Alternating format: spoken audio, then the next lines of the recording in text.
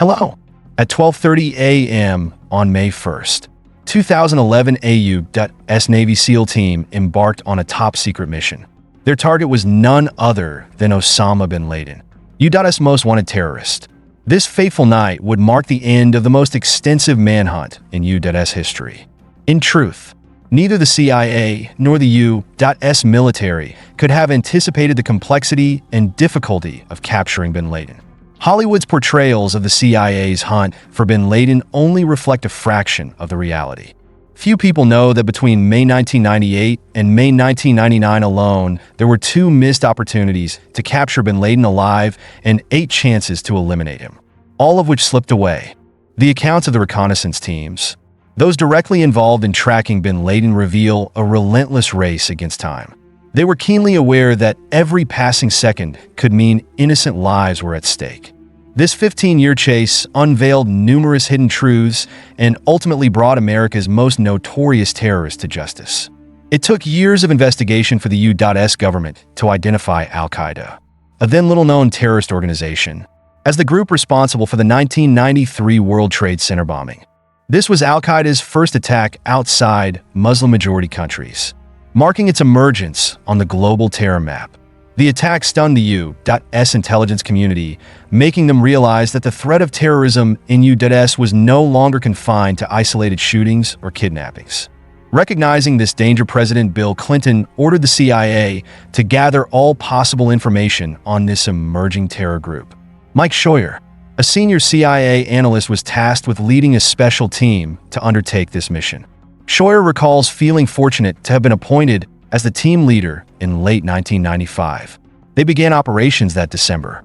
He named the new unit Escalation, inspired by his 2-year-old son's name. Escalation was a unique unit in CIA history established with one purpose: to track down Osama bin Laden, suspected leader of Al-Qaeda. When Escalation was created, it was the first time the CIA had received significant resources and funding to focus on a single individual. Surprisingly, as the unit recruited personnel, most applicants turned out to be women. Scheuer remembers, even when the team was very small, only about 10 or 12 people, around 7 or 8 of them were women. One of the first female members was Cindy Storer, an Afghanistan expert. Cindy's responsibilities included liaising with policymakers, even the president, to report on global terrorism developments. The women of Escalation quickly bonded and formed a close-knit group. Cindy shared, "We became incredibly close. I call them my sisters in arms." This group of women, known as the Sisterhood, earned a reputation for excellence in their work. Scheuer jokingly commented, "Women are extraordinary. I often joke that if I could, I'd hang a sign on the office door saying, 'Men need not apply.'" From its inception, Escalation's mission was clear: to track Osama bin Laden and assess the real threat he posed to U.S. national security. To start, they conducted a meticulous and systematic investigation through the CIA's existing databases.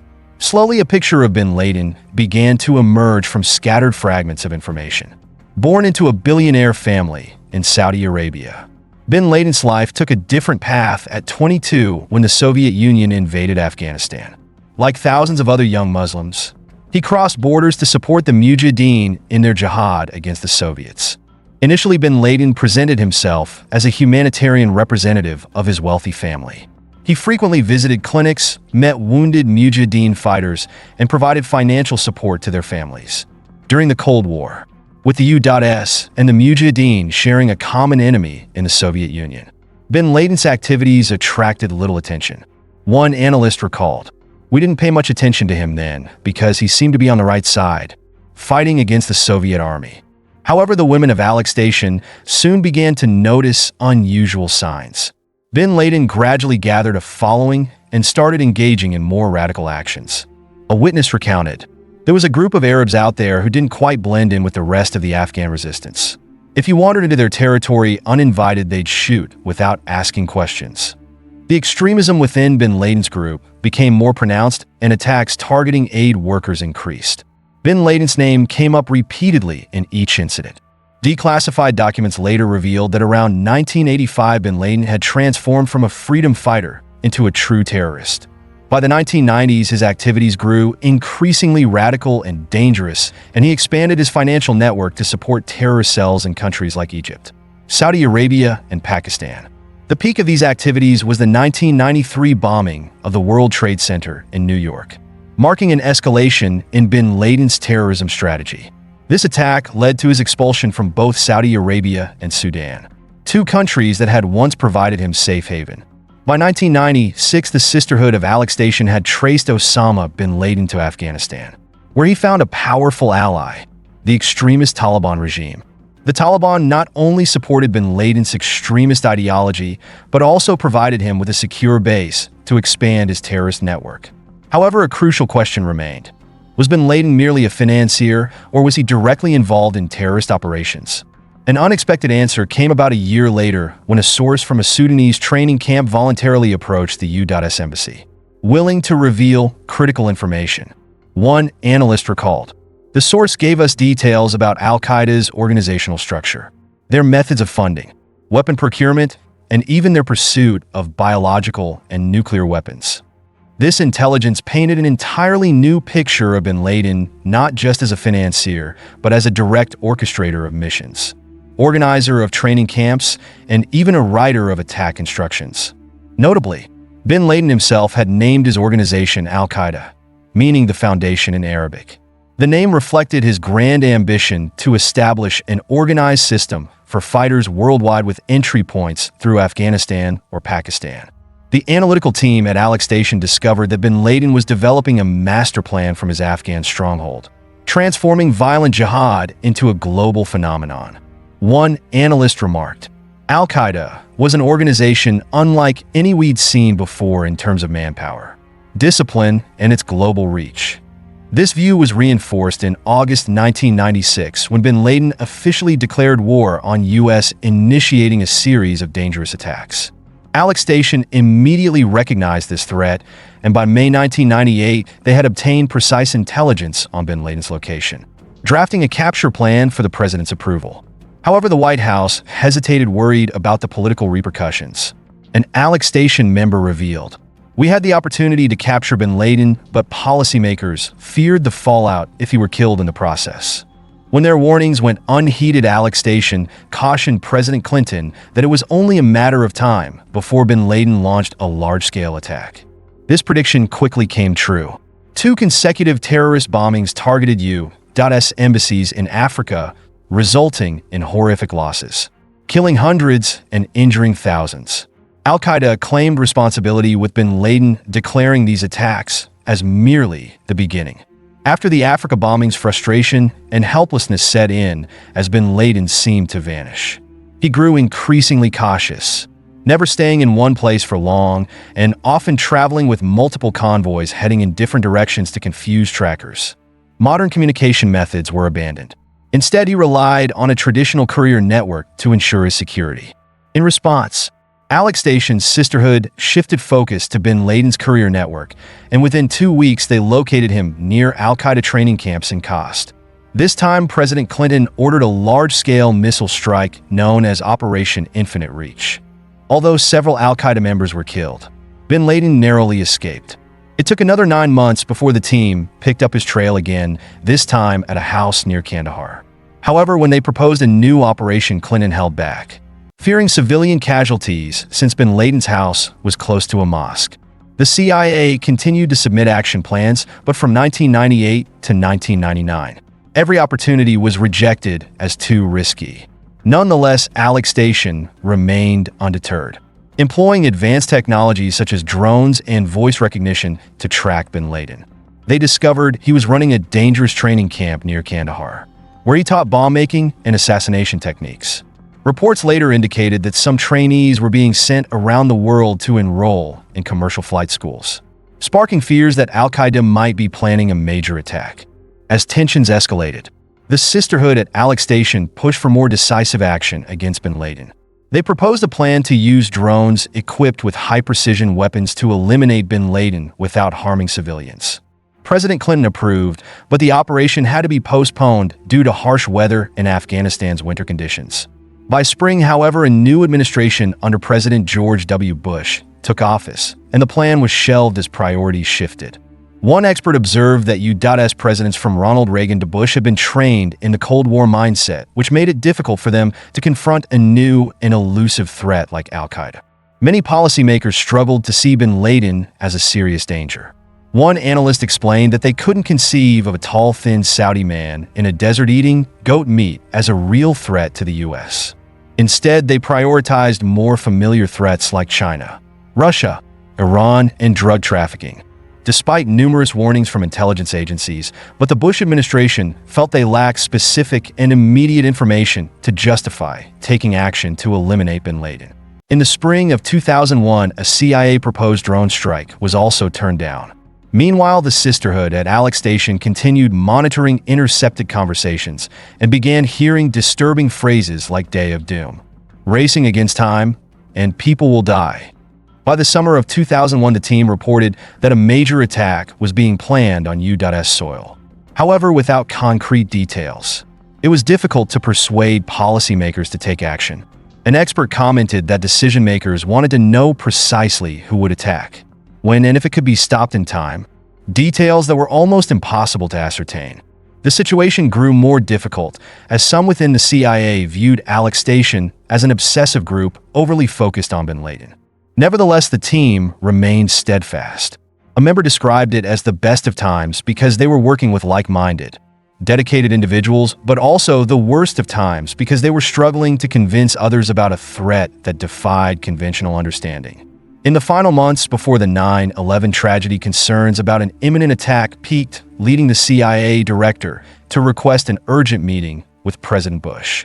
Instead, he met with National Security Advisor Condoleezza Rice, urging the government to shift to a wartime footing. A month later, security analysts briefed President Bush directly at his Texas retreat, but by this point, the threats were becoming clear.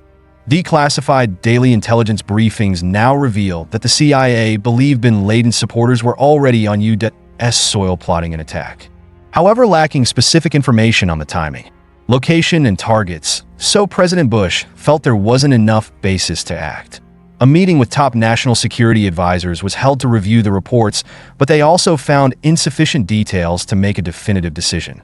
The 9/11 attacks claimed 2,900 lives and inflicted economic losses estimated to exceed $200 billion, about 2% of the U.S. GDP at that time. It was the worst terrorist attack in U.S. history, exactly the kind of catastrophe the CIA had warned about since the hunt for bin Laden began.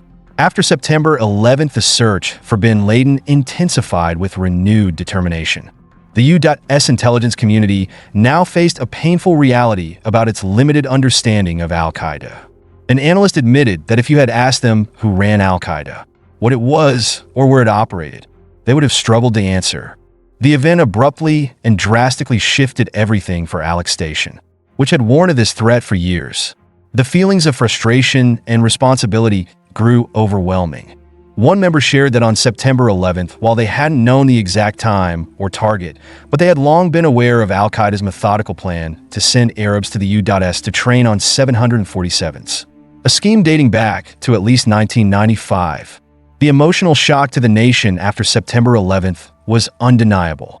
One expert noted that U.S. eyes and ears, the first line of defense against terrorism, had failed to protect the country. President Bush swiftly expressed his resolve to retaliate, declaring, "I want justice," and displayed an old Western-style poster reading, "Wanted dead or alive." This statement marked a significant turning point in the relationship between the Bush administration and the CIA team dedicated to tracking bin Laden. After 2001, Osama bin Laden became the most hunted man in history. The world had changed completely after September 11th, and the CIA was granted unprecedented authority and resources. A CIA officer recalled that the day after the attacks, anything they requested from Congress was immediately granted. They quickly expanded Operation Enduring Freedom threefold, marking the first time in U.S. history that a war was explicitly launched to eliminate a terrorist organization. President Bush declared to the world that the U.S. would make no distinction between terrorists and the nations that harbored them. All would be held accountable. Thus, U.S. officially sent troops into Afghanistan under the banner of counterterrorism with a fierce determination to find bin Laden. CIA operatives were sent to the front lines, closely coordinating with special forces to monitor and intercept Taliban and al-Qaeda activities. The hunt for bin Laden led them to operations along the Afghanistan-Pakistan border, and a CIA agent recounted that they got incredibly close to him. In the final days of 2001, we could hear him on the radio. An agent said, "We knew he was only a mile or two away." However, a controversial strategic decision by the U.S. military entrusted Afghan allies with the task of capturing bin Laden. After bin Laden escaped from Tora Bora, the CIA discovered a disturbing truth about the Afghan commanders assigned to capture him. An analyst revealed that background checks on these commanders showed both had fought alongside bin Laden against the Soviets. The CIA warned the military of this connection, but the warning went unheeded. As a result, bin Laden vanished across the Pakistani border. This incident highlighted the complexities of working with local allies and the difficulties of tracking an enemy who was familiar with the terrain and had a vast support network. As bin Laden remained at large, the Bush administration began shifting resources toward the looming conflict in Iraq, weakening efforts to track him down. President Bush even declared that bin Laden was no longer a priority, a stance that many experts strongly disagreed with. For the CIA's sisterhood, the following years were frustrating. Bin Laden had become a master of evasion, leaving behind few clues. He even released videos from mysterious locations, seemingly taunting the CIA's efforts. With little progress, the CIA fully shut down Alex Station in late 2005. This decision not only reflected the failure to capture bin Laden, but also underscored internal conflicts within the agency. However, a change in administration brought new energy to the hunt for bin Laden. President Barack Obama made finding and capturing or killing bin Laden a top priority. CIA Director Leon Panetta received a clear mandate to bring bin Laden to justice. With renewed support, the CIA assembled a team of specialists, including many women from the original sisterhood. They began by reassessing past failures, determined not to repeat old mistakes in the pursuit of the world's most dangerous terrorist. The CIA team realized they needed to change their approach. They couldn't rely on intercepting phone calls or emails, as bin Laden had abandoned all electronic communication. This led to a breakthrough as they decided to turn bin Laden's strength into his weakness. An analyst explained that they knew he wasn't using electronic communication, so he must have a courier. This insight would eventually become a critical step in their relentless pursuit. If they could determine who this courier might be and look closely at those who had been close to bin Laden, the pool of potential individuals would narrow significantly. With this new strategy, the CIA team focused on identifying bin Laden's courier, hoping he would lead them to bin Laden's hideout in Afghanistan.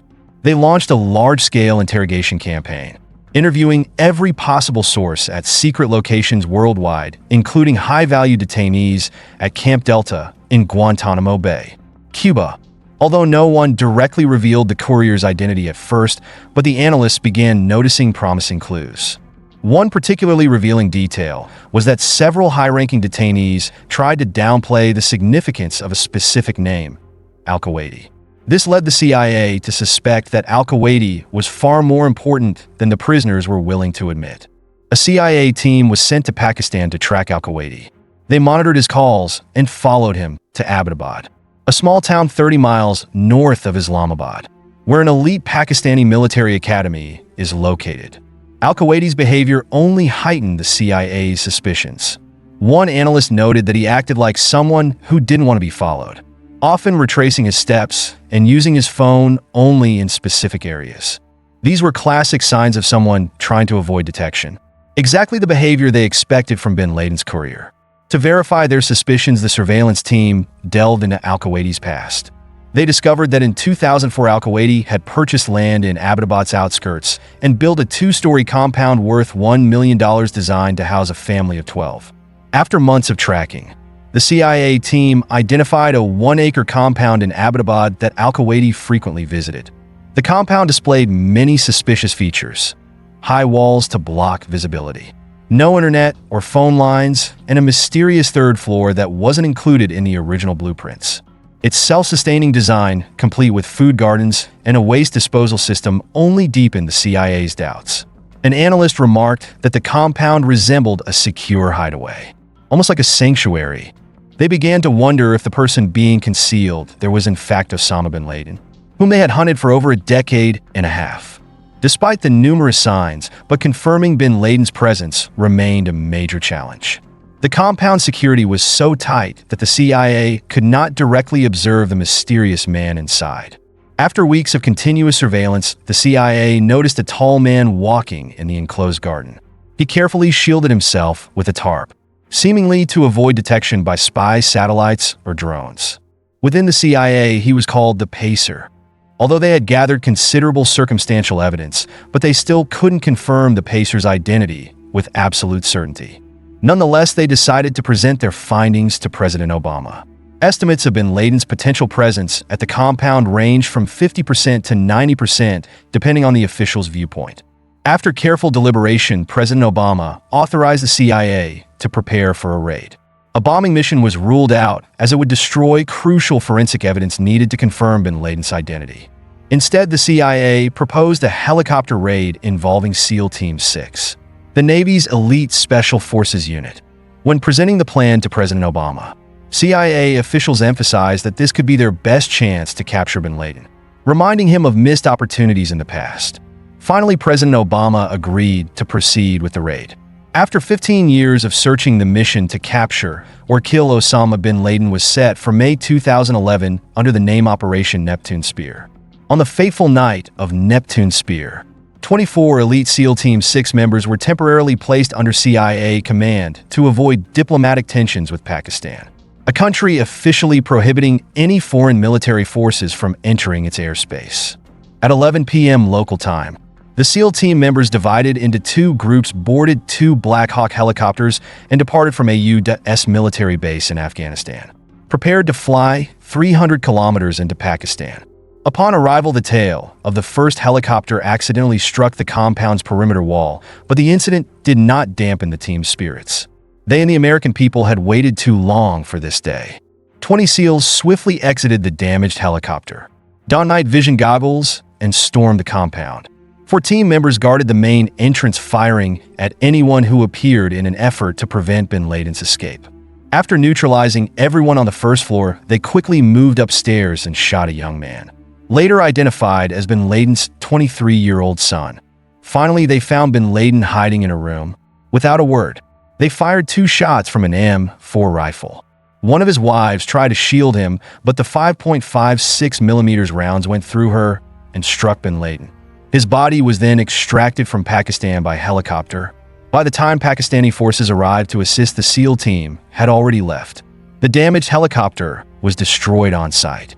Once DNA testing confirmed the dead man's identity as bin Laden, U.S. forces decided to bury the body according to Islamic customs. His body was washed, wrapped in white cloth, and given a prayer with the assistance of an Arabic interpreter to prevent his burial site from becoming a shrine for followers. The U.S. military chose a sea burial. His body, along with his legacy of brutality, bloodshed, and hatred, was consigned to the ocean's depths. President Obama later addressed the nation and the world about the operation's success. Tonight, I can report to the American people and to the world that the U.S. has conducted an operation that killed Osama bin Laden, the leader of Al-Qaeda and a terrorist responsible for the deaths of thousands of innocent men, women, and children. The raid lasted 38 minutes, marking the end of one of the most expensive and prolonged manhunts in history. The 15-year pursuit, driven by the relentless determination of CIA analysts and painstaking intelligence gathering, ultimately brought Osama bin Laden, the world's most notorious terrorist, to justice. This operation is considered a major turning point in the global fight against terrorism. Bin Laden, a once ambitious leader, had abandoned power and wealth for his ideological battle against imperialism.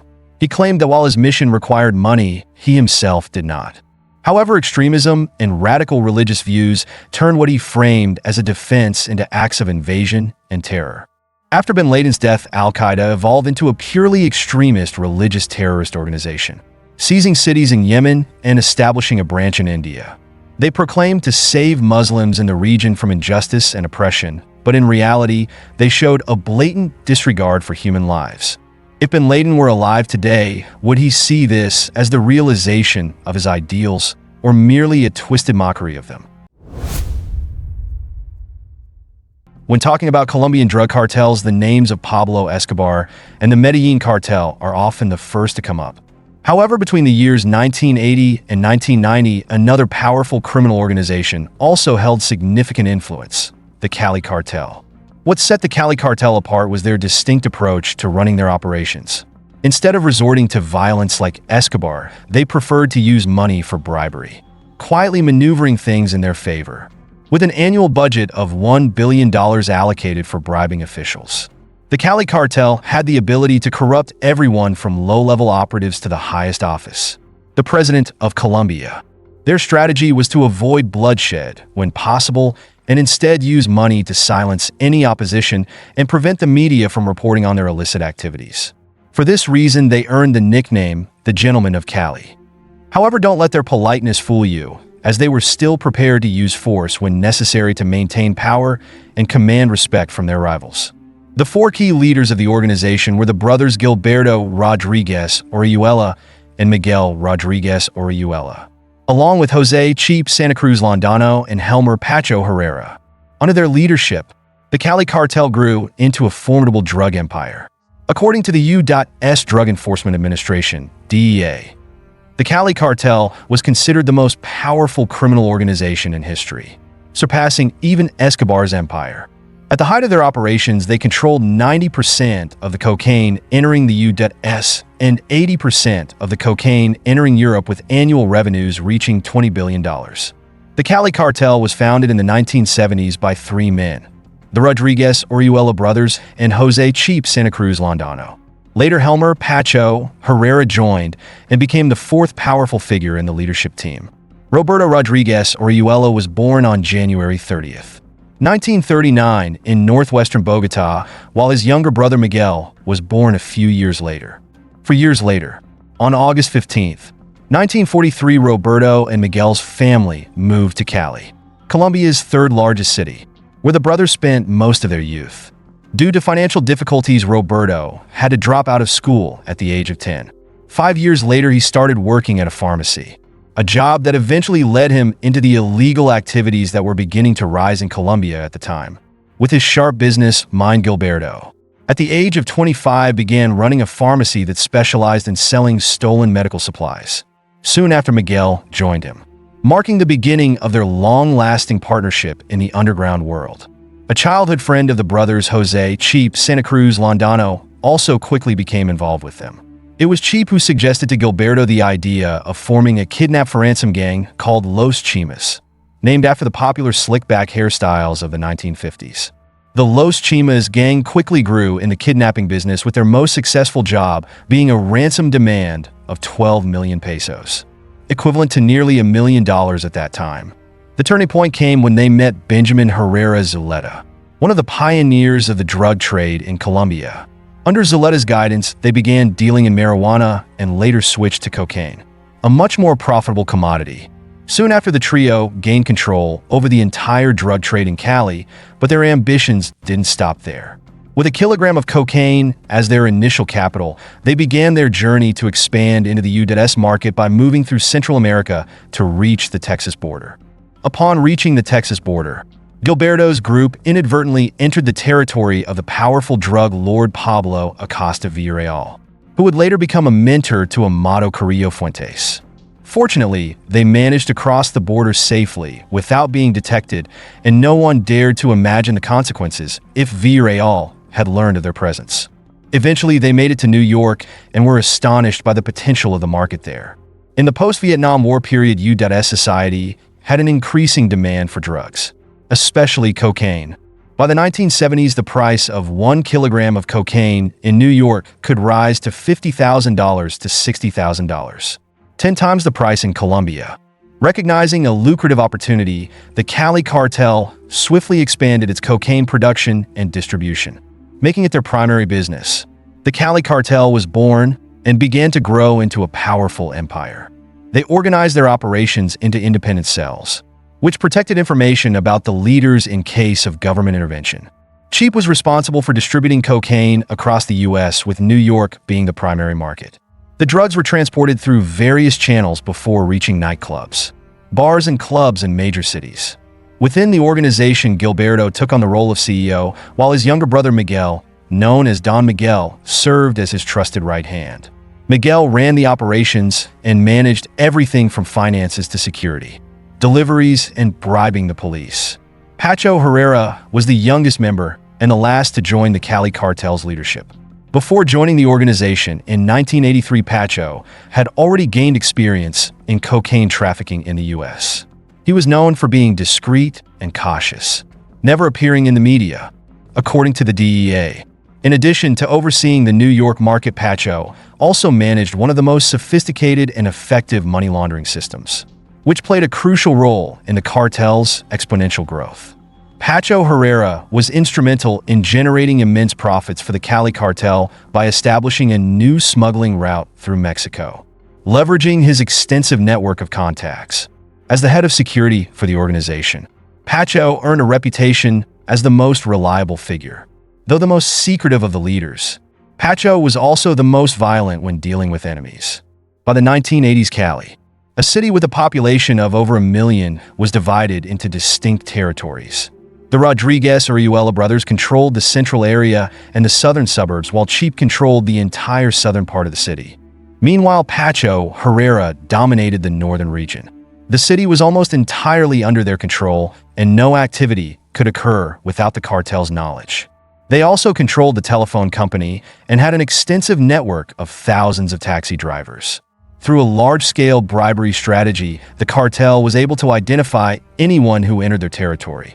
White American agents, in particular, were quickly spotted when they appeared in the city.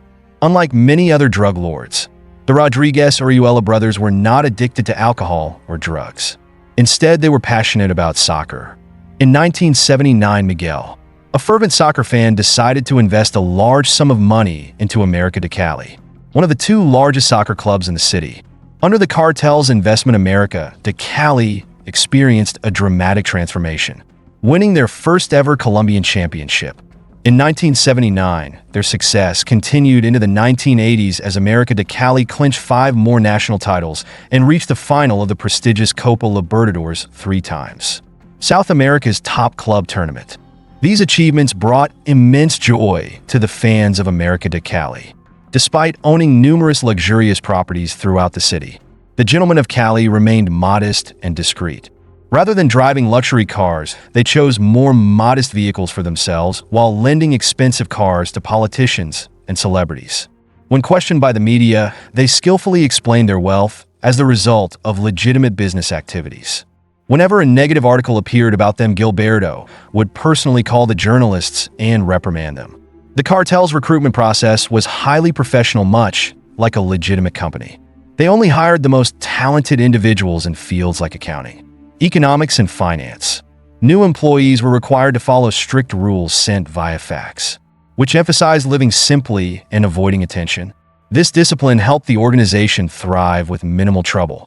The Cali cartel operated on the principle of preferring the shadows over the spotlight. They built an empire of international scope with a distribution network spanning North America, Europe, and the Far East. However, they were not the only cartel in the cocaine market. On the other side of the mountains, the Medellin cartel, led by Pablo Escobar, was a formidable rival. The organizational structures of the Cali and Medellin cartels were starkly different. The Cali cartel was run by a board of directors composed of 4 kingpins, where all major decisions were discussed and voted on, preventing major conflicts. In contrast, the Medellin cartel operated as a loose alliance of independent drug lords, with Pablo Escobar frequently imposing his personal will on the other members. The gentlemen of Cali saw themselves as more sophisticated than the thugs of Medellin. While they focused on building relationships with Colombia's elite, Pablo Escobar prioritized winning the support and affection of the people of Medellin. This difference was also reflected in how they dealt with threats. Cali preferred bribery, while Escobar favored violence. According to the DEA's office head in New York at the time, the Cali cartel only resorted to killing when there were no other options. They preferred using lawyers over guns. Contrary to what many believe, the Cali and Medellin cartels were not always enemies. In fact, they had a fairly amicable relationship in the beginning and even allied to fight a common enemy. The change came in the early 1980s when the M19 guerrilla group targeted Colombian drug lords for extortion. Initially, Pablo Escobar intervened and tried to negotiate with M19, urging them to abandon their kidnapping plans. However, after a period of inactivity, M19 broke the agreement and kidnapped a key member of the Medellin cartel. Not stopping there, they also kidnapped the sister of the Ochoa brothers, one of the Medellin cartel's founders, demanding a $12 million ransom. When Pablo Escobar and the Ochoa brothers refused to pay the ransom, an emergency meeting was called, attended by hundreds of drug lords from across the country, including the Cali cartel. This led to the creation of Muerte a Secuestradores, death to kidnappers, a private army funded not only by Colombia's drug cartels, but also supported by U.S. companies, Colombian politicians, and wealthy landowners. Together, they formed an alliance to protect their economic interests and fight back against the kidnappings by M19. The consequences for M19 were catastrophic, as many of their members were captured, tortured, and massacred. The drug cartels proved highly effective at dealing with the guerrillas, even surpassing the Colombian government in their efficiency. Eventually, M19 was forced to apologize to Pablo Escobar and the Ochoa brothers before releasing their hostages. This event forged a strong bond between the Colombian drug cartels, particularly the Cali and Medellin cartels. They began to collaborate in trafficking cocaine to the U.S., where the demand was so great that the cartels could coexist without direct conflict. In the early 1980s, while the U.S. government focused on combating heroin and marijuana, the CIA had a different priority: preventing the spread of communism in Central and South America. Fearing that cocaine production could fall into the hands of communist groups, the CIA offered to cooperate with the drug lords. In exchange, the cartels would receive protection and American weapon supplies to fight off communist militias. In this context, both the Cali and Medellin cartels worked with the CIA, and the likelihood of conflict between the two groups was minimal during this period of peace. Gilberto Rodriguez and Jose Luis Ochoa, one of the Ochoa brothers of the Medellin cartel, developed a close relationship. They co-owned a bank in Panama to launder money for the cartels and frequently cooperated on drug deals in Europe. Things continued smoothly until Pablo Escobar decided to pursue a political career, a decision that would become the biggest mistake of his life. Escobar's idea of controlling the country through politics was not without merit, but he underestimated the complexity of this task, especially the influence of the Minister of Justice Rodrigo Lara Bonilla, who would later become his fierce political adversary. In 1982, during his first session in the Colombian Congress, Lara Bonilla publicly accused Escobar of criminal activities and threatened to extradite him to the U.S., the greatest fear of drug lords.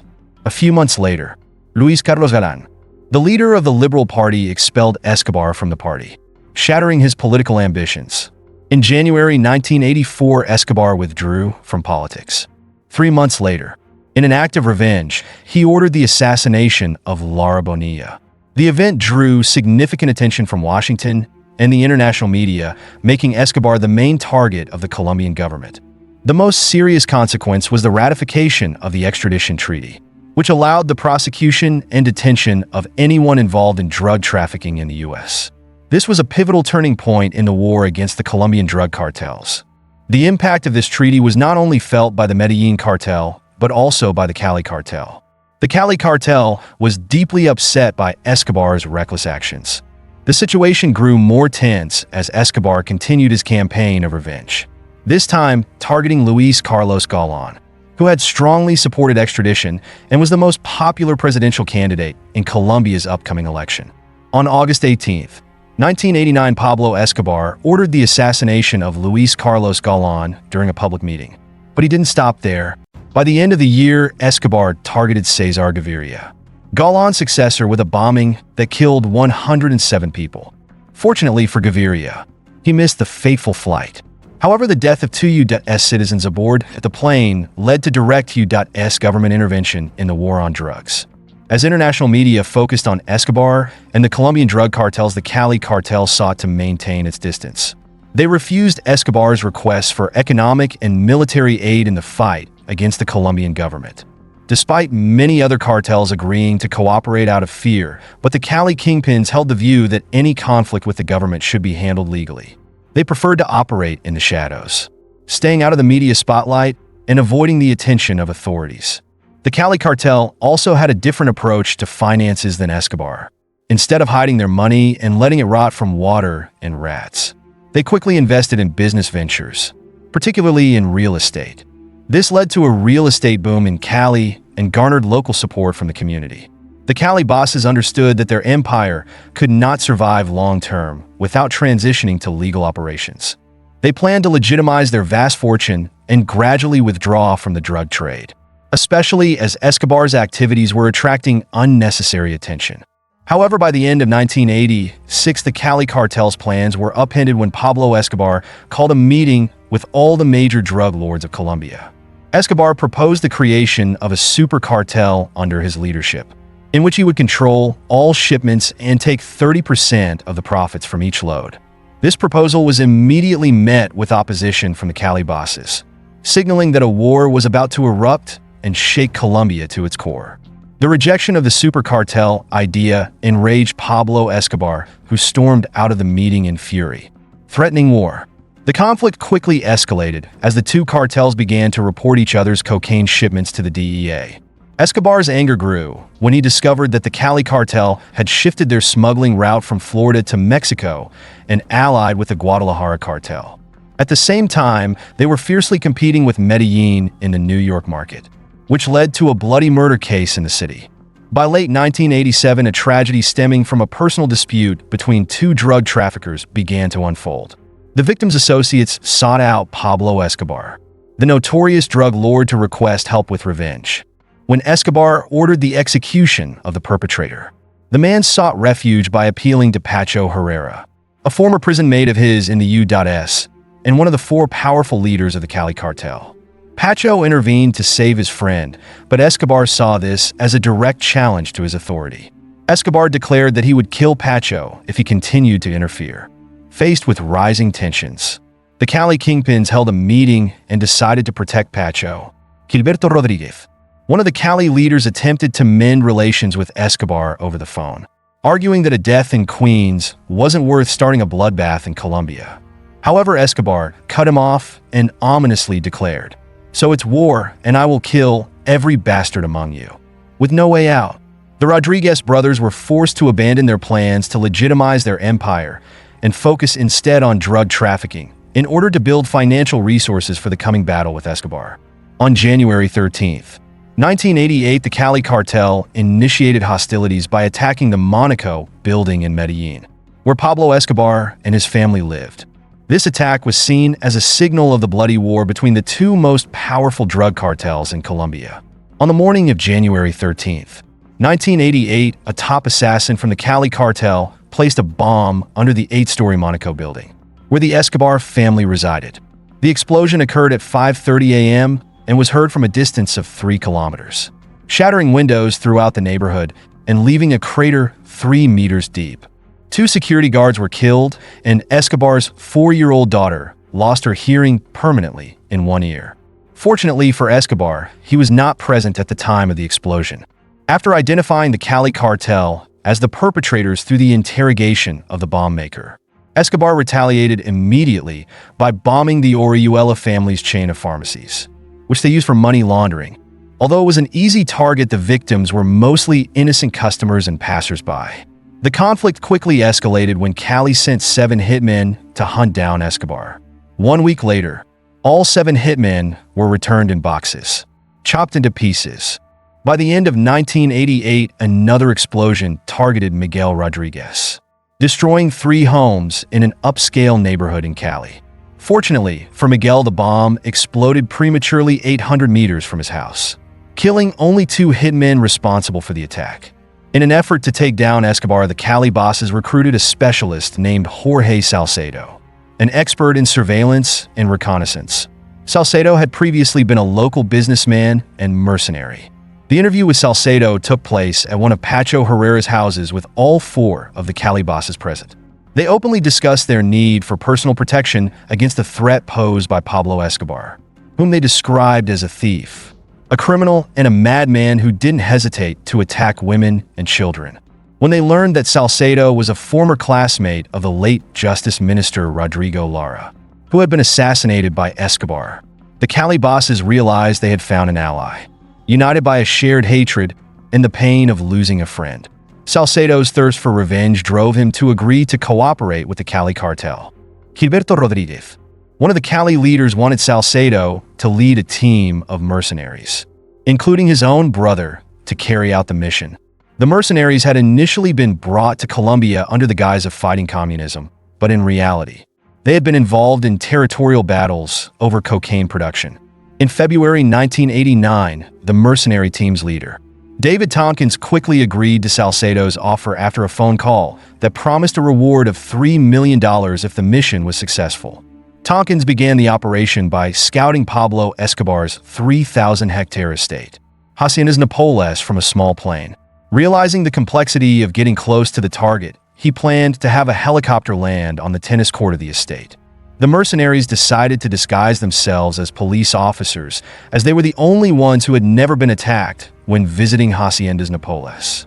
Tompkins requested 2 helicopters painted to resemble the Colombian government's aircraft, while the mercenaries trained in tactics, including grenade explosions and shooting drills. The Cali cartel focused on pinpointing Escobar's location. After months of waiting, they finally received a coded radio message in Spanish confirming that Escobar was at the pool at Haciendas Napoles. Although Gilberto had approved the attack plan, at the critical moment, they only had 1 helicopter instead of 2, as originally planned. Concerned about safety, the mercenaries refused to proceed with the mission under these conditions. Despite the lack of 1 helicopter, but Gilberto insisted on going ahead with the operation, believing it might be their only chance to take down Escobar. He made a last-minute change to the plan, allowing Pacho's team of hitmen to attack from the other side of the estate. Tompkins and his team set out in the helicopter loaded with weapons and explosives while the Cali bosses monitored the operation via radio. The journey, initially planned to take 3 hours, was quickly interrupted by heavy rain and strong winds. The mercenaries' helicopter flew into thick clouds, forcing the pilot to fly blind. Ultimately, the helicopter crashed into the mountainside, killing the pilot and injuring most of the mercenaries. Fortunately, Escobar was unaware of the crash and the assassination plot. Meanwhile, he was facing increasing pressure from the Colombian government. After the assassination of Luis Carlos Galán, a nationwide crackdown was launched with financial and military support from the U.S. This operation led to the arrest of 10,000 suspected drug traffickers and had a severe impact on the Cali cartel. They lost over 80 planes and were forced to suspend operations for weeks. Some of the mercenaries, after recovering, left Colombia and revealed the story to the media. However, the Ruiz brothers were unfazed, even pleased as they saw it as sending a threatening message to Escobar. Nevertheless, getting to Escobar became increasingly difficult as he constantly moved to evade the authorities. He became more erratic in his war against the state. On December 6, 1989, he ordered the bombing of the Diaz headquarters in Bogotá, where the Colombian Secret Service, FBI, and DEA offices were located, using half a ton of explosives. The blast killed 52 people, injured 1,000, and shattered windows in a 7-kilometer radius. In a weekly security meeting, Miguel Rodriguez expressed his horror. How can one person be so insane? Not long after, Escobar turned his attention to Pacho Herrera, the man who had sparked the war between the 2 cartels. A group of hitmen was sent to attack Pacho while he was playing soccer with his men. Fortunately, he narrowly escaped death, but the gunfire claimed the lives of about 20 people. After the massacre on the soccer field, Pacho Herrera swore to get revenge. When he captured one of the attackers, he had the hitman brutally tortured at his farm. The torture lasted for half an hour until the victim died. This event revealed that the Cali bosses could be just as ruthless as Escobar when provoked. In 1991, Escobar escalated the pressure on the government by kidnapping several high-profile figures from Colombia, including the daughter of a former president and a famous television host. Despite the victims' families requesting no intervention, the government attempted a rescue operation, resulting in the tragic deaths of the hostages. The public was outraged, creating pressure on the government to negotiate with Escobar through the mediation of a priest. Escobar reached a surrender agreement on the condition that he would be exempt from extradition and allowed to serve his sentence in La Catedral, a prison he had built and controlled in an effort to end the manhunt swiftly. The Colombian government granted the world's most wanted criminal near total control over his confinement. In response to this, Pacho and Miguel called Salcedo to discuss a plan to attack La Catedral via an airstrike. Although initially shocked by the idea of targeting a government facility, but Salcedo felt compelled to carry out the mission. He was sent to El Salvador to purchase 482 Malawian Quachas bombs from an army general for $500,000. However, the plan fell apart when local authorities discovered the bombs before they could be shipped out. Fortunately for Salcedo, he escaped unharmed, but some of the participants were arrested and revealed the plot to the authorities. The news soon spread to international media, forcing the Cali bosses to abandon their plans, although they still had no intention of giving up on eliminating Escobar. After the failure of the La Catedral bombing plan, the Cali cartel found an unexpected ally in their fight against Escobar: the Colombian government. They began collaborating with international intelligence agencies to form a special task force dedicated to capturing Escobar. Leveraging a vast network of intelligence that resembled the KGB during the Cold War, the Cali cartel provided valuable information about the activities of the Medellin kingpin. By this time, the Cali cartel had gained the upper hand in the war, controlling most of the drug routes to the U.S. while Escobar's empire was steadily collapsing. Internal conflicts within Escobar's ranks led to several of his trusted associates being killed after they were suspected of exploiting his time in prison for personal gain. Some of his other allies turned against him.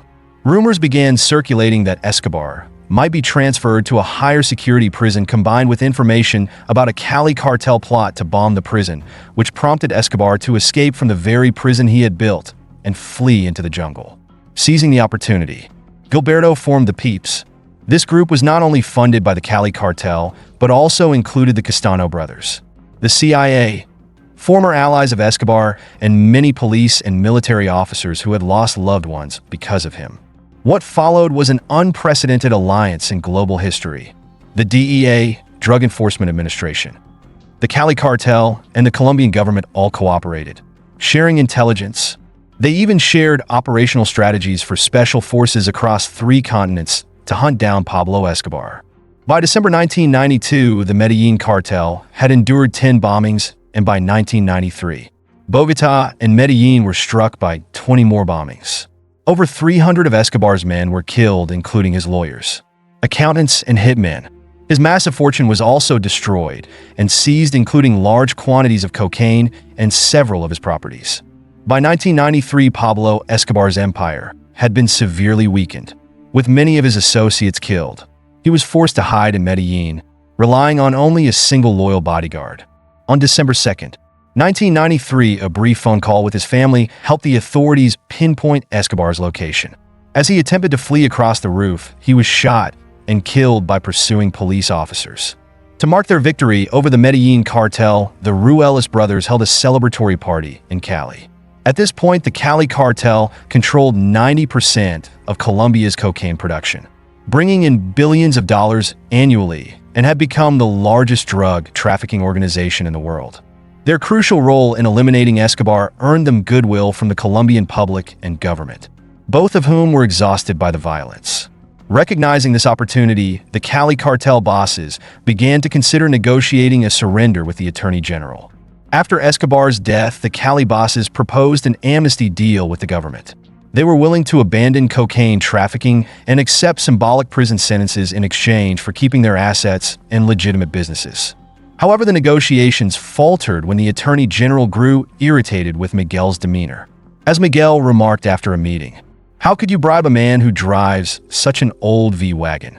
Meanwhile, with the Cold War over, Saddam Hussein defeated in Iraq, and Pablo Escobar dead, the Cali cartel became America's top target. Washington pressured Colombia to block the amnesty deal and expedite the capture of the Cali leaders. In March 1994, the search for the Cali cartel's leaders shifted its headquarters from Medellin to Cali with a new mission to capture the 4 Cali bosses. Faced with this situation, the Cali leaders decided to bribe the president by funding his campaign with $6 million. This strategy initially succeeded when Ernesto Samper, a liberal candidate, was elected, and the cartel bosses rejoiced, thinking they had escaped further investigations. However, the DEA refused to accept this outcome and retaliated. They released wiretap recordings revealing the cartel's discussions about the $2 million bribe for Samper's campaign. The Cali cartel's political victory quickly escalated into an international affair. Washington threatened to cut aid to Colombia, forcing Samper to act in order to salvage his reputation and maintain his presidency. Despite the Cali boss's efforts to deny any involvement through a public letter, the situation was beyond repair. Under pressure from the DEA, President Samper was forced to commit to prosecuting those who had helped him rise to power, putting the Cali cartel leaders in unprecedented danger. The cartel's once-strong reputation, built from their collaboration with the CIA to eliminate Pablo Escobar, quickly lost its luster. Both Washington and Bogotá were determined to dismantle the organization by launching large-scale operations, offering a reward of over $1 million for information leading to the capture of the cartel bosses. On June 9, 1995, after nearly an hour of searching, a joint force of Colombian police and the DEA captured Gilberto at a secret hideout. President Samper congratulated them on their success, an act that enraged Miguel, who saw it as a betrayal after his $6 million donation to Samper's campaign. Gilberto's arrest marked the beginning of the Cali cartel's collapse, especially when, 1 month later, Roque Salcedo, the cartel's head of security, decided to surrender after realizing the situation was hopeless. He contacted the DEA and offered to help capture Miguel in exchange for protection under the Federal Witness Protection Program. Salcedo provided crucial information that led to Miguel's arrest. Pacho Herrera, the last to join the cartel, was also the last to be caught. Unlike the other three bosses, Pacho chose to surrender and cooperate with the DEA, revealing information about 35 members of the cartel, including his own family members, in exchange for leniency. With the capture of all four bosses, the story of the Cali cartel, once responsible for 90% of the world's cocaine and known as the Gentlemen of Cali, came to a definitive end. This story stands as a painful reminder that no matter how much power and wealth crime brings, it inevitably leads to tragedy. Operating in the shadows of the underworld never ends well, leaving deep scars on those who survive and bloody tales for future generations. March 17, 1948, marked an indelible moment in history, the official founding of Hell's Angels, the most feared motorcycle club on the planet. But this isn't your average motorcycle club. Hell's Angels is not just a gathering for speed enthusiasts or thrill seekers. It's a haven for rebels, outlaws, and those who crave an unrestrained life of freedom and power. Yet, the burning question remains: are the initiation rules of this gang as brutal and uncompromising as people say? Let's uncover the truth in this story. Joining Hell's Angels is no easy feat. The club is infamous for its stringent rules that intimidate even the boldest. To become a part of this brotherhood, one must endure grueling trials and be willing to risk everything. Hell's Angels doesn't just demand courage. It requires absolute loyalty, an exclusive trait not everyone possesses. No one would consider joining such a group unless they sought something far beyond an ordinary life, like fame, strength, or reverence. Their winged skull emblem isn't just a symbol of death, but a mark of unyielding power. However, earning the right to wear that patch demands enduring unimaginable trials that outsiders can scarcely comprehend. Think you can simply walk up and ask how to join? That's a grave mistake. Recruitment isn't part of their vocabulary. According to their official website, there's a menacing yet cryptic statement: if you have to ask, you'll probably never understand the answer. Hell's Angels don't accept applicants. They only choose those they deem worthy. The initiation process can take years, sometimes even a decade. Neil Hall, author of Hell to Pay, Hell's Angels versus the $1 Million Rat, reveals that the journey begins by knowing at least one official member for a minimum of 5 years. But even this is just the beginning. Aspiring members must endure a series of brutal tests, challenges not for the faint-hearted. 1. Hang around phase. This is where it all starts. You must prove that you can fit in and build genuine relationships within the club. 2. Prospect phase. You'll ride alongside the group, learning their rules, culture, and operational methods. This is where you observe and absorb the ways of Hell's Angels. 3. Probationary member. This is the ultimate test of loyalty. You must carry out orders without question, Complete assigned tasks and display unwavering dedication to the club. 4. Full membership. Only when all current members unanimously vote in your favor will you earn the legendary patch and become an official Hell's Angel. Each step in this progression is a formidable challenge. From proving unshakable loyalty to enduring grueling tests of endurance. Each phase is a test of survival, patience, and sacrifice. Recruits must obey commands without hesitation, complete every mission with precision, and above all, demonstrate that they will never abandon their brothers, no matter the odds.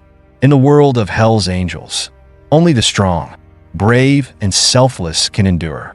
Weakness, impatience, or a lack of loyalty has no place in this brotherhood. The final stage of the initiation process is far from simple. It's a pivotal moment, a do-or-die situation where all the effort and loyalty displayed by a prospect culminates in a single decisive act, a nod of approval or a shake of the head from the group. In Hell's Angels, brotherhood is everything.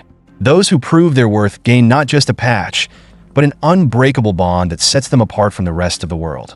To become a full-fledged member of Hell's Angels, you must secure unanimous approval from every member in your chapter. If even a single person objects, regardless of the reason, the door to membership will close immediately. And once shut, that door never reopens. Hell's Angels is no place for the weak or faint-hearted. This is a brotherhood for the resilient, for those willing to endure grueling trials to prove their loyalty, strength, and unwavering determination. Those lacking the courage or resolve are discarded without hesitation or mercy. If you've weathered every test and earned your place in the club, congratulations are in order. But don't think for a moment that this means your journey gets easier. Now you must adhere to a rule so strict it's practically a life or death command: the dress code. Upon becoming an official member, you are granted the iconic leather vest adorned with the legendary skull emblem and the club's name. This vest is no ordinary piece of clothing. It is a badge of absolute loyalty, a symbol of power and a source of immense pride. Accompanying this vest is a patch bearing the name of your charter, the local chapter you belong to. This marks you as an inseparable part of Hell's Angels. Whether in the US, Australia, Belgium, or anywhere else in the world, the significance of this vest cannot be overstated. To Hell's Angels, it's not just an item of clothing, but a sacred testament to unconditional loyalty. Members treat their vests with reverence, never letting them go to waste. When they gather, wearing the vest is mandatory, a visual declaration of their dedication to the club. Sergent Jacques Lemieux, a renowned expert on motorcycle gangs, once remarked that Hell's Angels want the world to know they are the kings of the road, never backing down. Their vest, second only to their motorcycles, stands as the clearest symbol of their power and pride. If a member is arrested while wearing their vest, they will not allow it to be tainted. The vest will immediately be passed to another member, safeguarding the honor of the club no matter what happens in prison. If injured and in need of medical care, they will go to great lengths to ensure the vest remains intact, neither torn nor damaged, because to them, it is sacred. And if you ever come across a Hell's Angels vest and think wearing it will make you look cool, think again. Non-members who dare to wear this symbol will face relentless retribution. For Hell's Angels, nothing is more unacceptable than someone donning their emblem without earning it. Even a single transgression of this rule will come with a heavy price, even if your intent is as innocent as wearing the vest for a Halloween costume. Don't expect to escape punishment. As Sonny Barger, one of the legendary Hell's Angels members, stated in his autobiography, members will fight to the death to defend the club and the symbols that represent it. To Hell's Angels, the vest is not just a garment. It is their honor, power, and very soul. Those who dare to defile it will face severe consequences. In their world, the vest is not something that can be taken lightly or taken at all. In the world of Hell's Angels, one rule stands unchallenged. The motorcycle is not just a means of transportation. It is the very soul of each member. It symbolizes their identity and solidifies their place within the notorious club. Without a motorcycle, you cannot be part of Hell's Angels. This rule is clear and unyielding. According to Neil Hall in his book Hell to Pay, one of the basic requirements for joining the club is owning a motorcycle and possessing a valid license. However, not just any bike will do. There is only one brand that is acceptable: Harley-Davidson. Harley-Davidson is more than just a motorcycle. It is a symbol of power, pride, and strength. Each Harley is not merely a vehicle, but a representation of individuality, history, and unwavering loyalty to Hell's Angels. While there is no official rule mandating that every member must ride a Harley-Davidson, it is a tradition universally observed. Sonny Barger, a living legend of Hell's Angels, stated in an interview, "We ride Harleys. That's just how it is."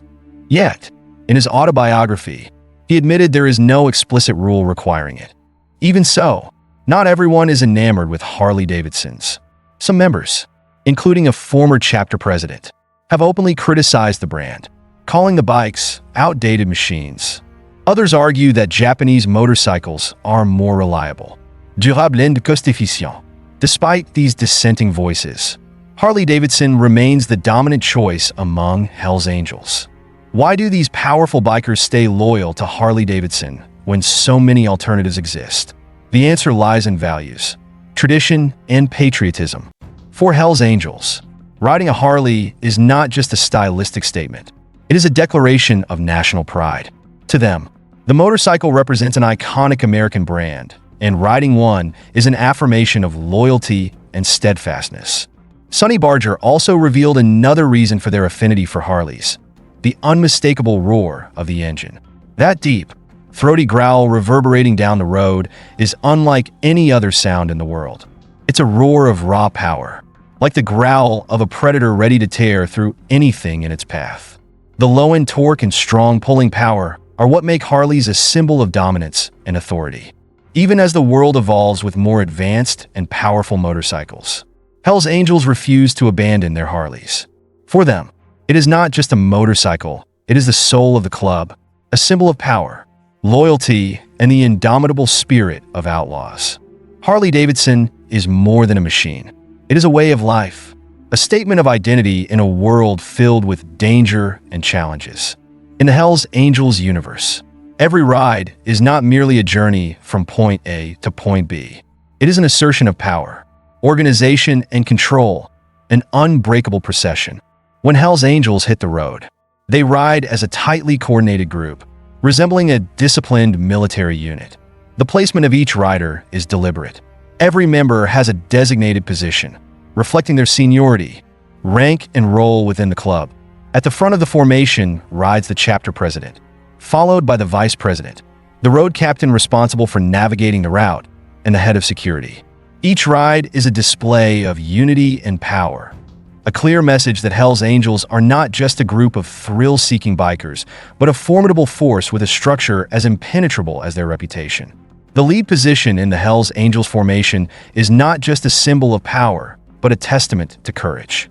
It is the position that faces the greatest danger first: oncoming vehicles, unforeseen accidents, and unpredictable challenges. The president, who rides at the head of the group, is not just a leader, but someone prepared to confront any adversity, no matter the risks lurking on the road. However, once the official positions are established, the Hell's Angels formation transforms from a slow-moving patrol into something far more dynamic. As Sonny Barger described in his autobiography, from the 10th position onward, the formation becomes an open race.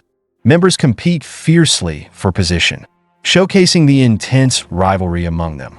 Yet, one rule remains immutable: prospects, those who have yet to earn full membership, always ride at the back.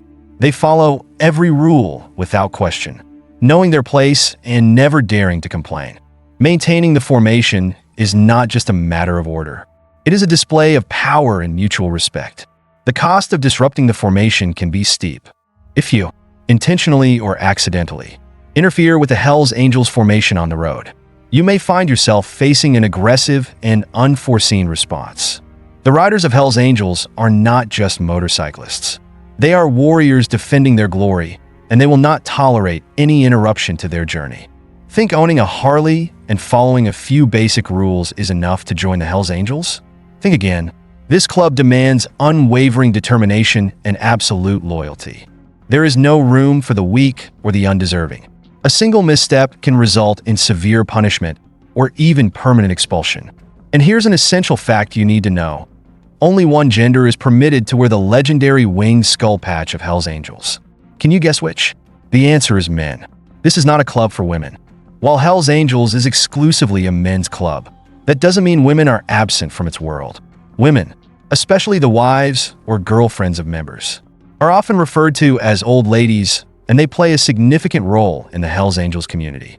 In Sonny Barger's book Hell's Angel, he described old ladies as indispensable to the lives of club members. They are not merely figures waiting at home.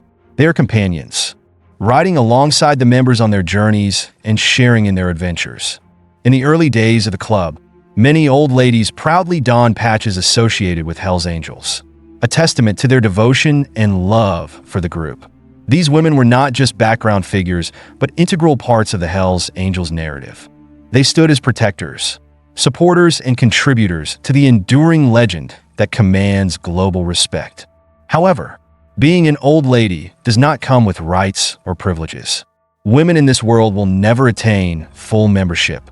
They are only allowed to attend meetings in extremely rare circumstances, and even then, they have no decision-making power. That is a reality that will never change. Sonny Barger, a living legend of Hell's Angels, candidly expressed the club's stance on the matter. Hell's Angels is a male-dominated group, and we have the right to be, simply because that's the way we want it. A single statement like that is enough to reveal the unshakable reality within the Hell's Angels. Women will never rise above the shadow of men. That said, women in the Hell's Angels are far from useless. In truth, they play a strategic and crucial role, one often hidden from plain sight. According to Sergeant Jacques Lemieux, as reported by the Vancouver Sun, women are frequently employed as spies, gathering critical information from law enforcement or rival gangs. This intelligence is not merely valuable, it is the lifeblood of the club. In an organization like Hell's Angels, where strategy and security are paramount, women are indispensable links in the chain. Some even hold sensitive positions in air traffic control or military agencies, providing vital information while maintaining a discreet and silent presence in the shadows. To join the Hell's Angels, it is not enough to simply desire it. If you have ever had any connection to law enforcement, whether as a police officer or a prison guard, you are permanently disqualified. This is an ironclad rule that cannot be broken. As Neil Hall details in his book Hell to Pay, even the slightest past association with authorities is enough to bar someone from becoming a member of the Hell's Angels. If you've ever dreamed of a career in law enforcement, you will never don the iconic leather vest of the Hell's Angels. You might assume this rule is simply to protect the club from infiltration or prosecution for illegal activities. But the reality is far more complex. According to Neil Hall, criminal acts are strictly forbidden within the boundaries of the club. Hell's Angels demand their members maintain a clean image and avoid unnecessary attention from the authorities. Creating trouble or being under investigation is a grave violation of club standards. Surprisingly, not everyone views the Hell's Angels as a criminal organization. In the US, the club is frequently harassed and investigated by law enforcement, and they have even countersued police departments for such treatment. However, in British Columbia, the Hell's Angels are not officially classified as a criminal group, despite numerous police raids on their clubhouses. This dual perception highlights the enduring strength and influence of the Hell's Angels. Even in the shadows, their secrets and strategies remain fiercely protected, ensuring their continued dominance on the dark, untamed roads where power and loyalty reign supreme. In the unforgiving world of the Hell's Angels, loyalty is the single most irreplaceable value. It is not merely a principle, but the unyielding foundation upon which the club is built and sustained. For the Hell's Angels, loyalty is not just a promise.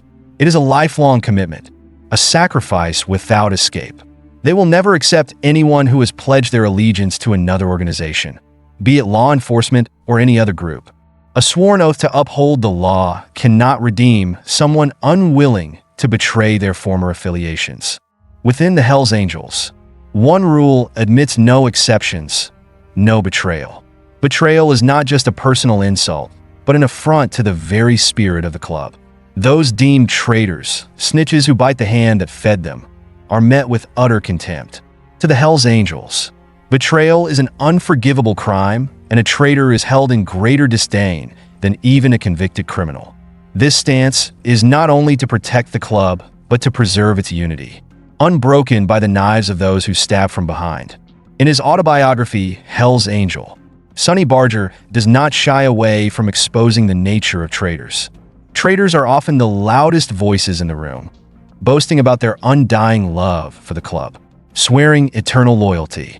But the moment adversity strikes, they flip, abandoning their brothers and selling each other out to save their own skins.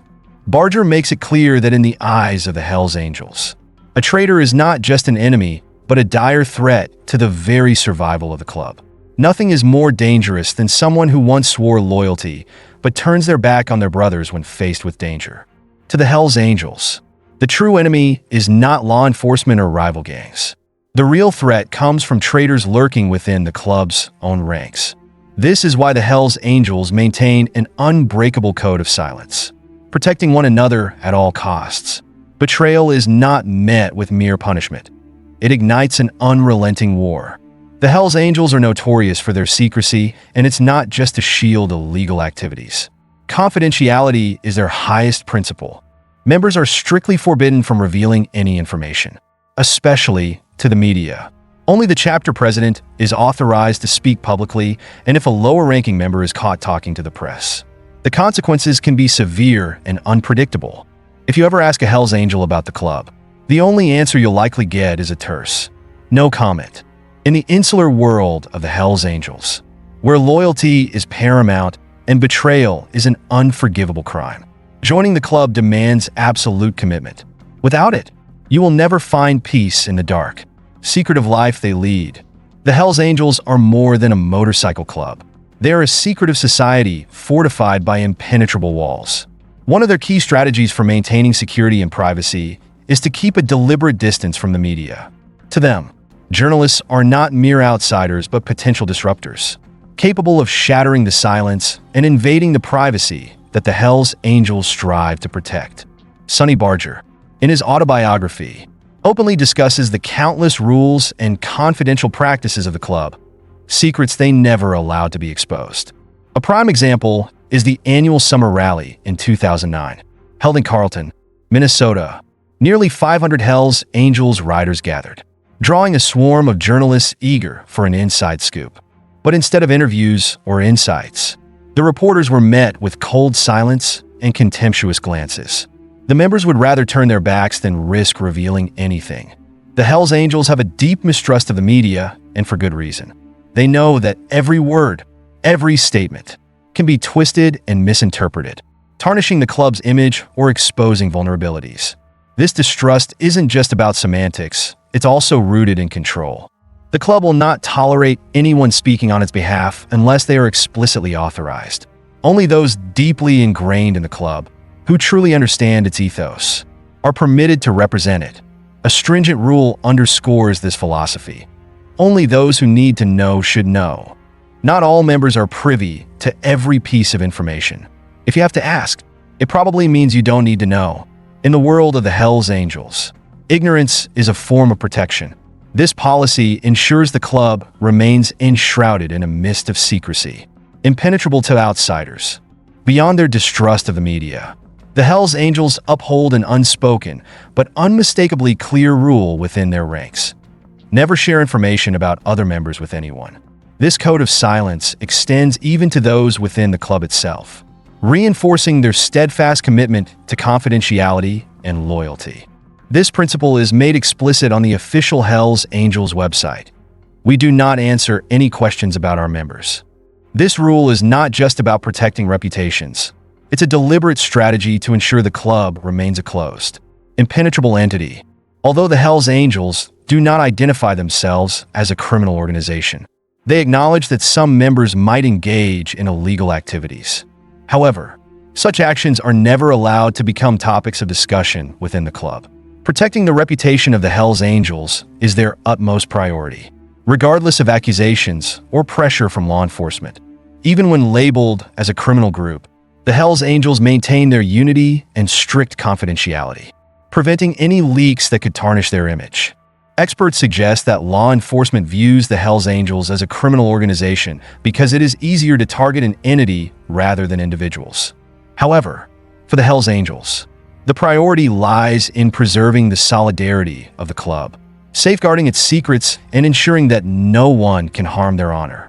No matter the pressures they face, the Hells Angels remain steadfast, standing together to protect one another until the very end. In the 1920s, Los Angeles was still a developing city, with around 500,000 residents scattered across a vast area. It was during this time that a notorious gang called Clanton 14 was formed, becoming one of the first powerful gangs in the region. By the 1960s, due to conflicts and rejection from Clanton, another gang was born right in this same area, 18th Street.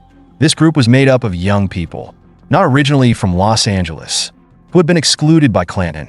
For the next 2 decades, fierce clashes between Clanton 14 and 18th Street shook the city to its core. However, in 1980, a turning point came that would change everything, sparked by a young man named Ernesto Miranda. Ernesto was born and raised in the chaotic and violent environment of El Salvador, a place rife with turmoil. In 1980, at just 18 years old, Ernesto decided to leave El Salvador for Los Angeles, hoping to find a peaceful life. But the Los Angeles he found was nothing like the one he had seen in movies. The city was filled with dangers, especially from local gangs like Clanton 14 and Rollin' 20s. Realizing he couldn't survive on his own in the face of such threats, Ernesto decided to gather a group of 10 fellow Salvadorans. Together, they formed the MS-13 Mara Salvatrucha gang, marking the beginning of a dark legend. With a large influx of Salvadorans, MS-13 quickly expanded throughout Los Angeles.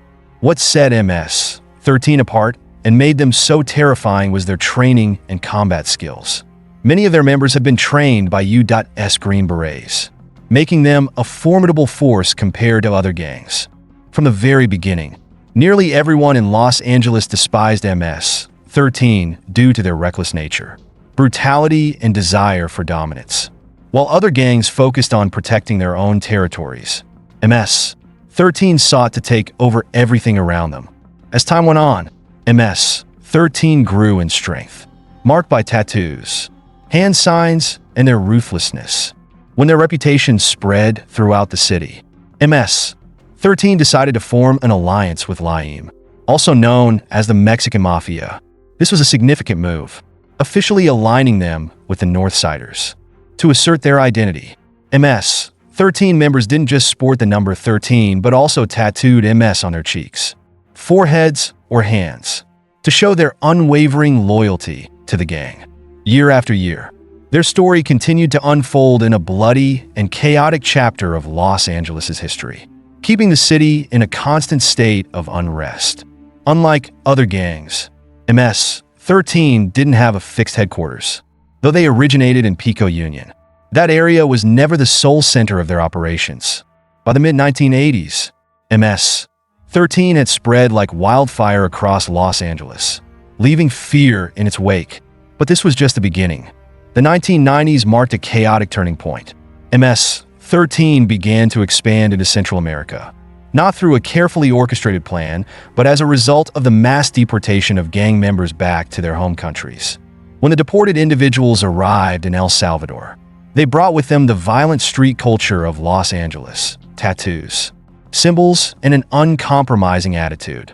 Like a fire fueled by strong winds, MS-13 quickly spread across the Northern Triangle, encompassing El Salvador, Honduras, and Guatemala. From here, Central America became not just a hotspot for expansion, but also the kingdom of MS-13. But the story didn't end there. By the early 2000s, MS-13's ambitions started to shift northward. As in Central America, this expansion wasn't driven by a well-thought-out plan. Instead, it unfolded like an undercurrent as families from the Northern Triangle began migrating to the Bay Area, bringing with them connections and influence from MS-13. At first, it seemed like a minor issue, but soon, their presence sparked intense conflict with a long-established force in the area, the Norteños. Norteños, also known as Northsiders, are no strangers to Northern California. From Merced to Modesto, from Antioch to Oakland, and especially in San Francisco, Norteños have been entrenched since the late 1960s. Originally formed with the goal of uniting Northern California, they were plagued by internal conflicts. However, when faced with a common enemy, the Norteños set aside their differences and fought as a unified front. What sets the Norteños apart from gangs like MS-13, 18th Street, or Southsiders, despite being outnumbered, is their mindset. With fewer members, Norteños embodied a Napoleon complex, fiercely determined to assert themselves against larger rivals. This comparison mirrors the rivalry between Los Angeles and the Bay Area. While Los Angeles was indifferent, the Bay Area was determined to prove its worth. This feeling of inferiority fueled the Norteños, making them a formidable adversary. And when MS-13 began to infiltrate Northern California, it ignited a fierce war. A war in which both sides carried pride and brutality with no end in sight.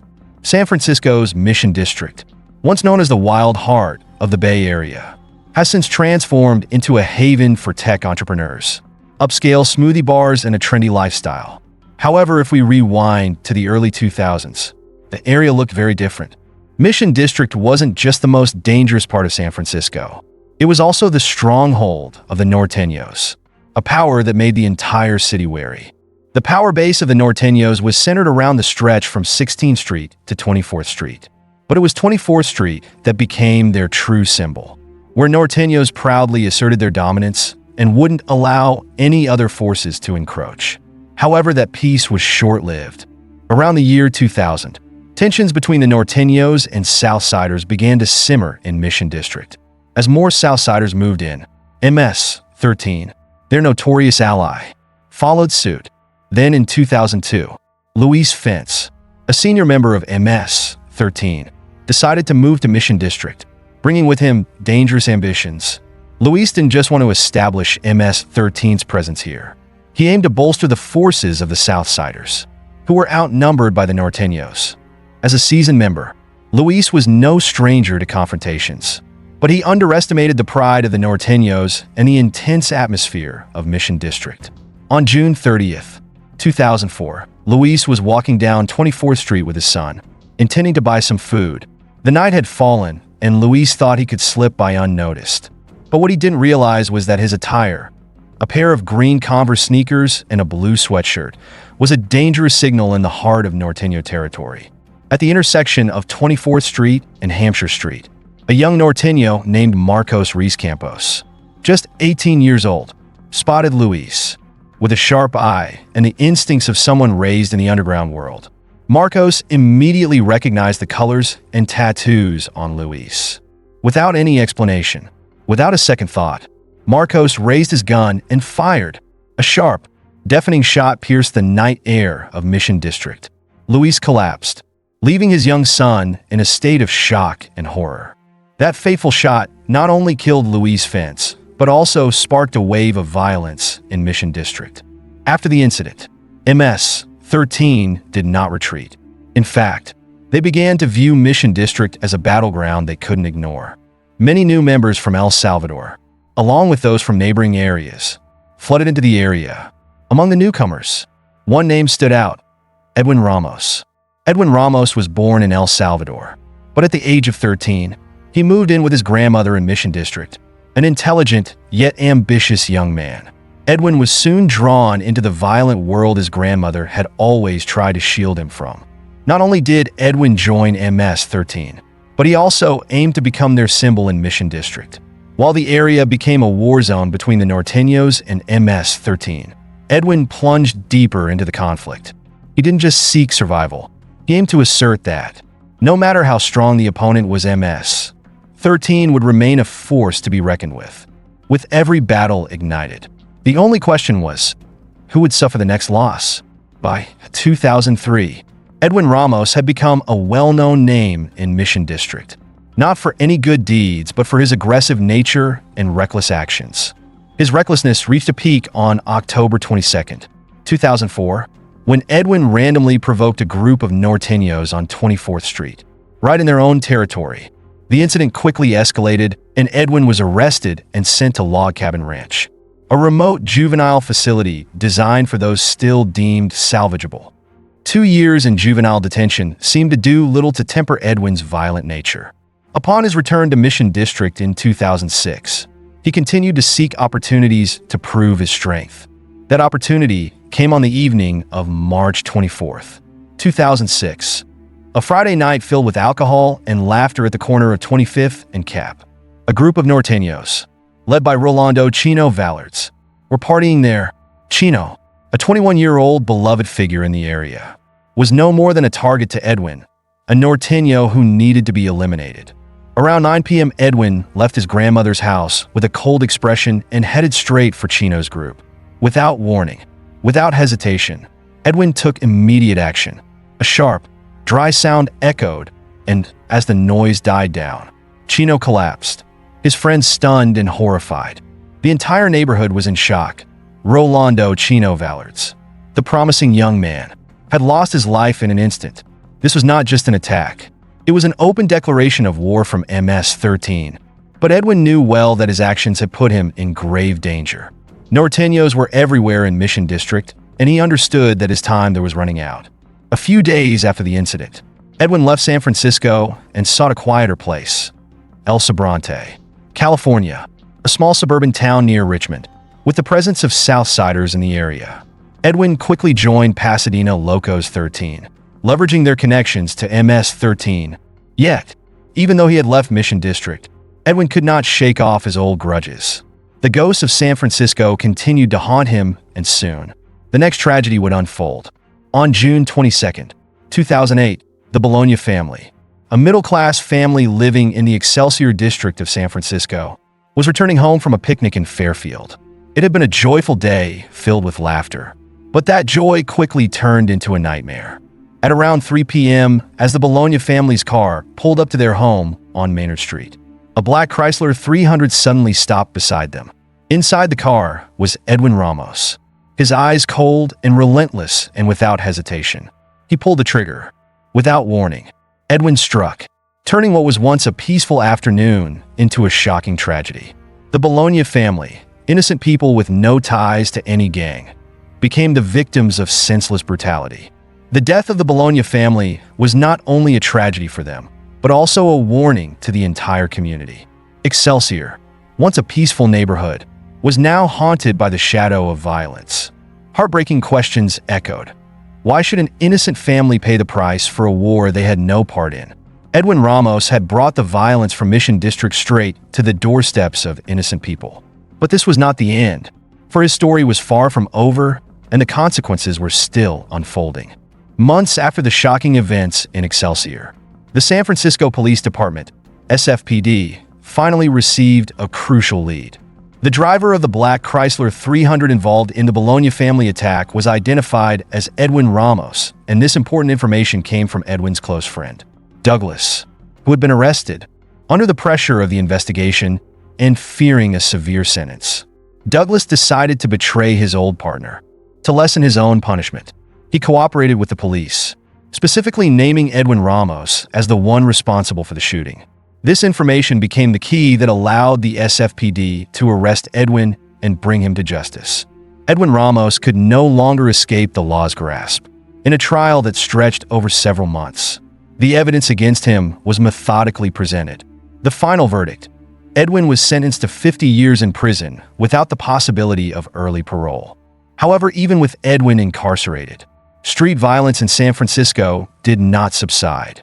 The war between MS-13 and the Norteños continued to escalate, spreading throughout the Mission District and surrounding areas. When Edwin was arrested, 3 new members of MS-13 Loco, Sleepy and Luis Sana, arrived in Mission District. Unlike others, their sole mission was to hunt down and eliminate anyone connected to the Norteños. June 21st, 2010, became another dark day in the city's violent history. While having lunch in Bernal Heights, the trio noticed a man wearing a red shirt, cooking in a small restaurant. His name was Alexander Temich, and he had no ties to any gang. After dining, Loco, Sleepy, and Luis Sana decided to wait. They spent the entire day in their car, biding their time until Alexander finished his shift.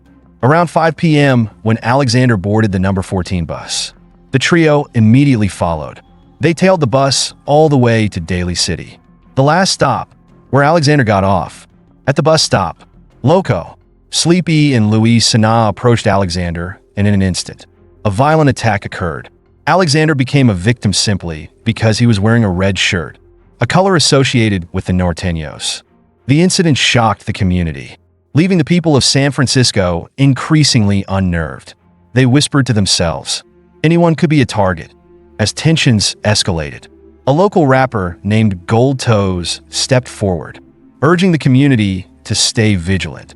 He advised people to avoid wearing red or blue clothing to reduce the risk of being targeted. At the same time, artists from the Mission District teamed up to release a song, San Francisco Anthem, calling for unity and emphasizing the pride the city held in its identity. In response, the U.S. Department of Homeland Security, DHS, launched a major operation. This campaign, aimed at dismantling MS-13 in San Francisco, resulted in the arrest and conviction of 30 gang members.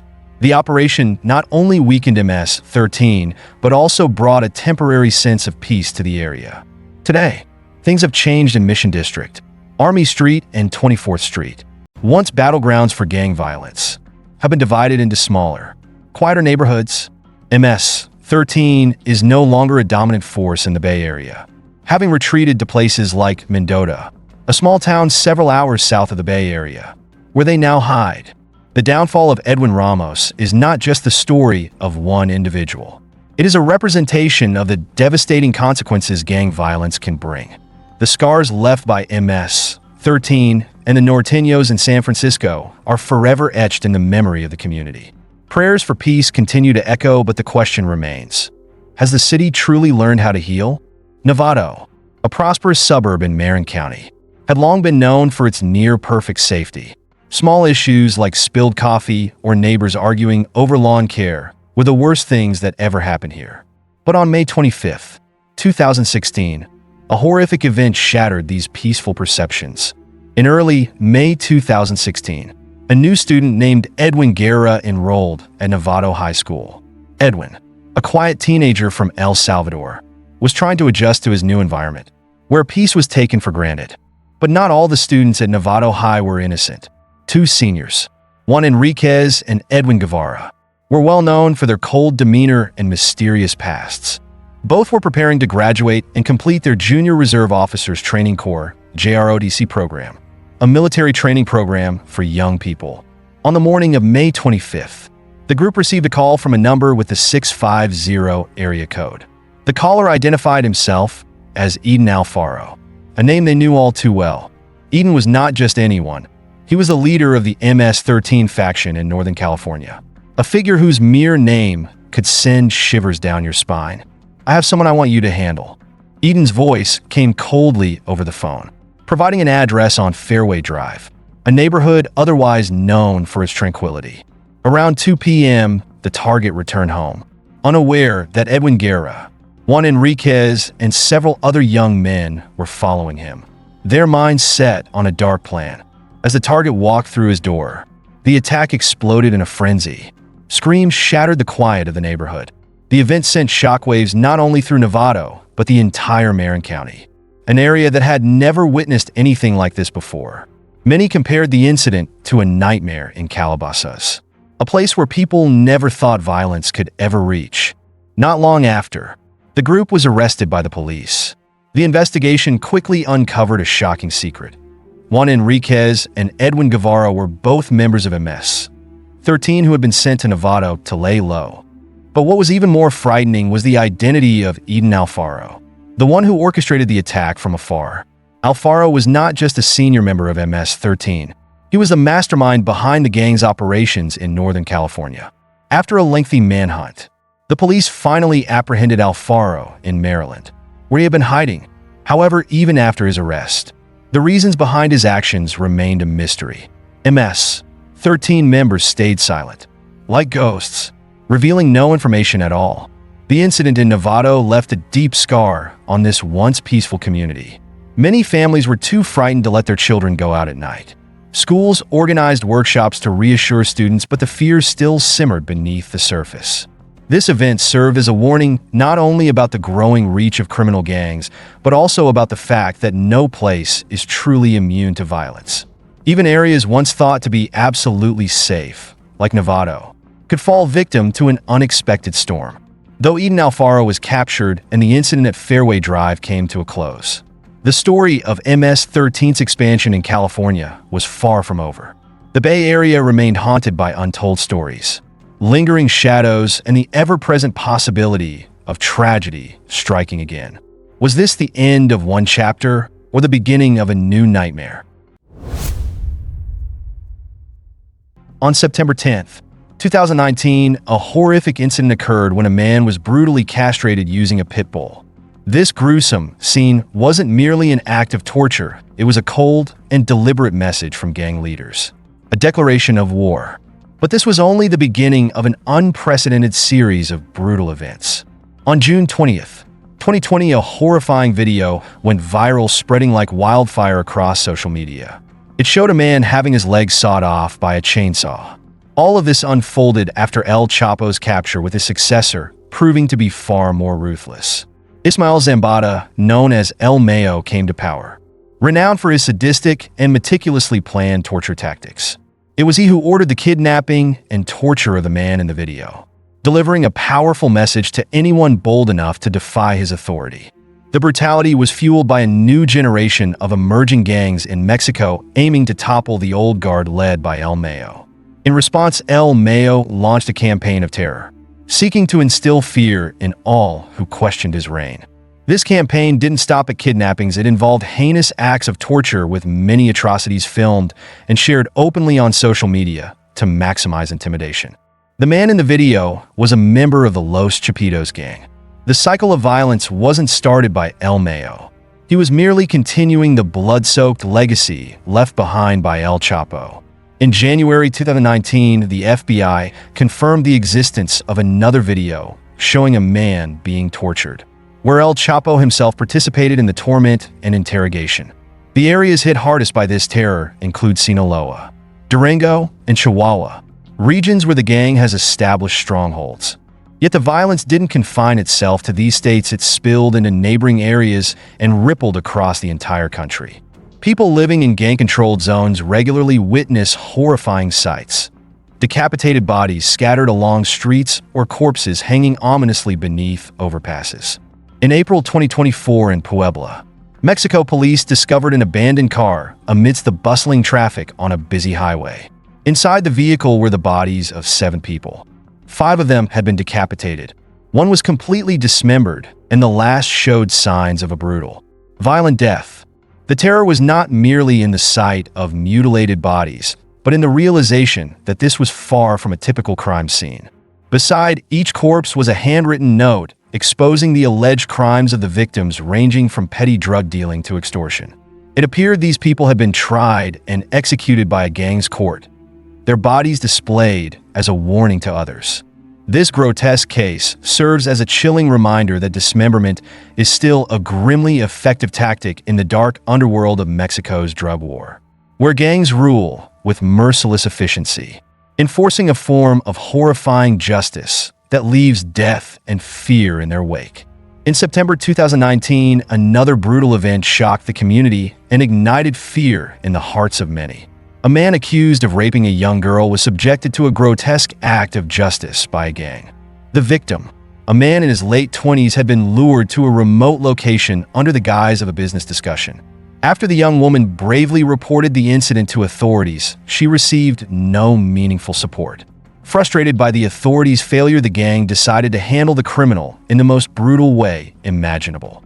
They organized a live broadcast on Instagram, drawing in a small, restricted group of viewers to witness the barbaric attack.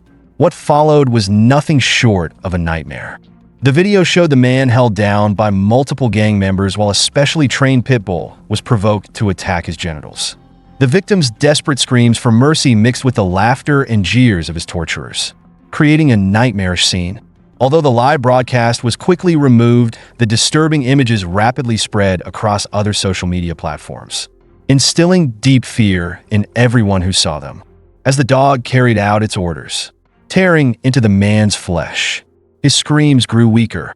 Ultimately, no one knew what happened to the man. The gang revealed no further information, and authorities were unable to trace him.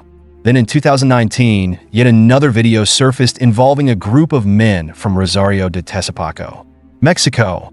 These captives were bound and had their genitals cut off in a brutal purge by a rival gang. They weren't just humiliated, they were forced to eat their own mutilated body parts. A horrifying act that took brutality to new extremes. But the violence in Mexico's drug world didn't stop there. Victims were frequently decapitated, with gang members operating without fear, infamous for their merciless punishments to maintain control. They enforced strict rules with unimaginable coldness against anyone who dared to defy them. In January 2010, the body of Hugo Hernandez, a high-ranking member of the Juarez gang, was found scattered across the streets of Los Mochis. But the story grew more horrifying with the adoption of a new tactic, flaying faces to instill terror among rival gangs and potential traitors.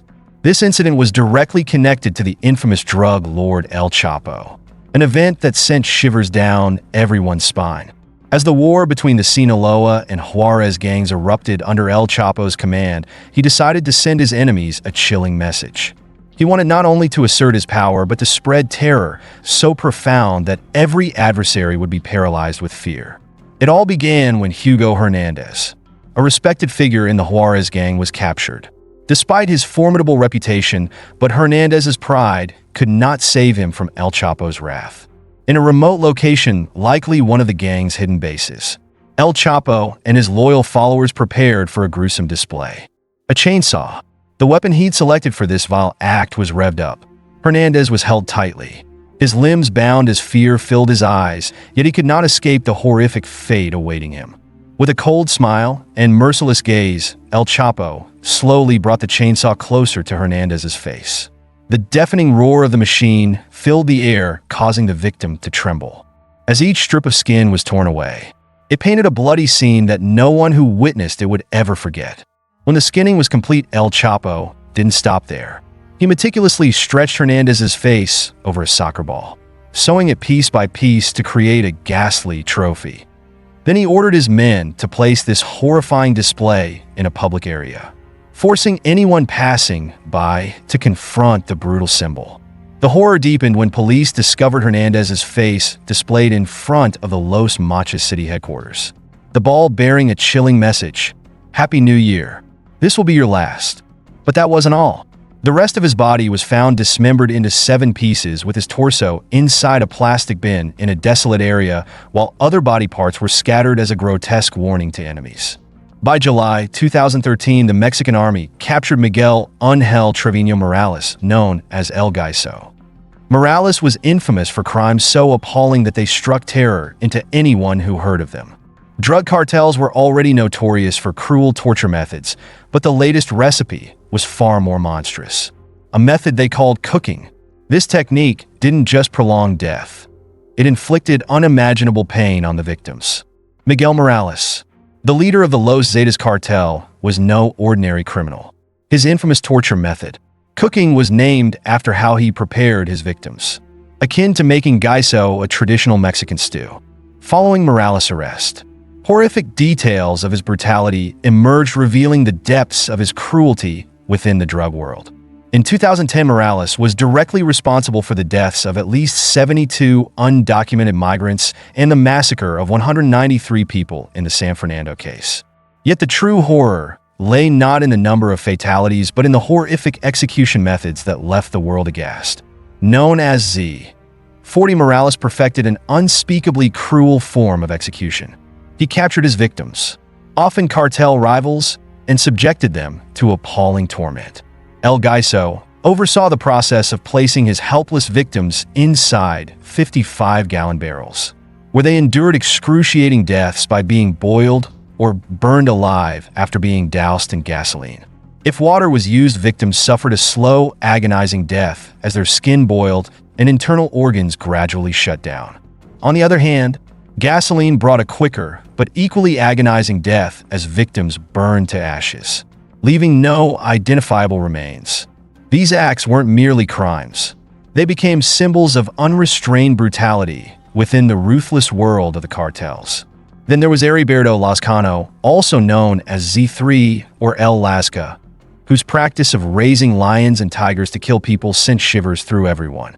Lascano, a notorious kingpin within the Los Zetas cartel, was infamous not only for his mass killings, but for his unimaginable cruelty.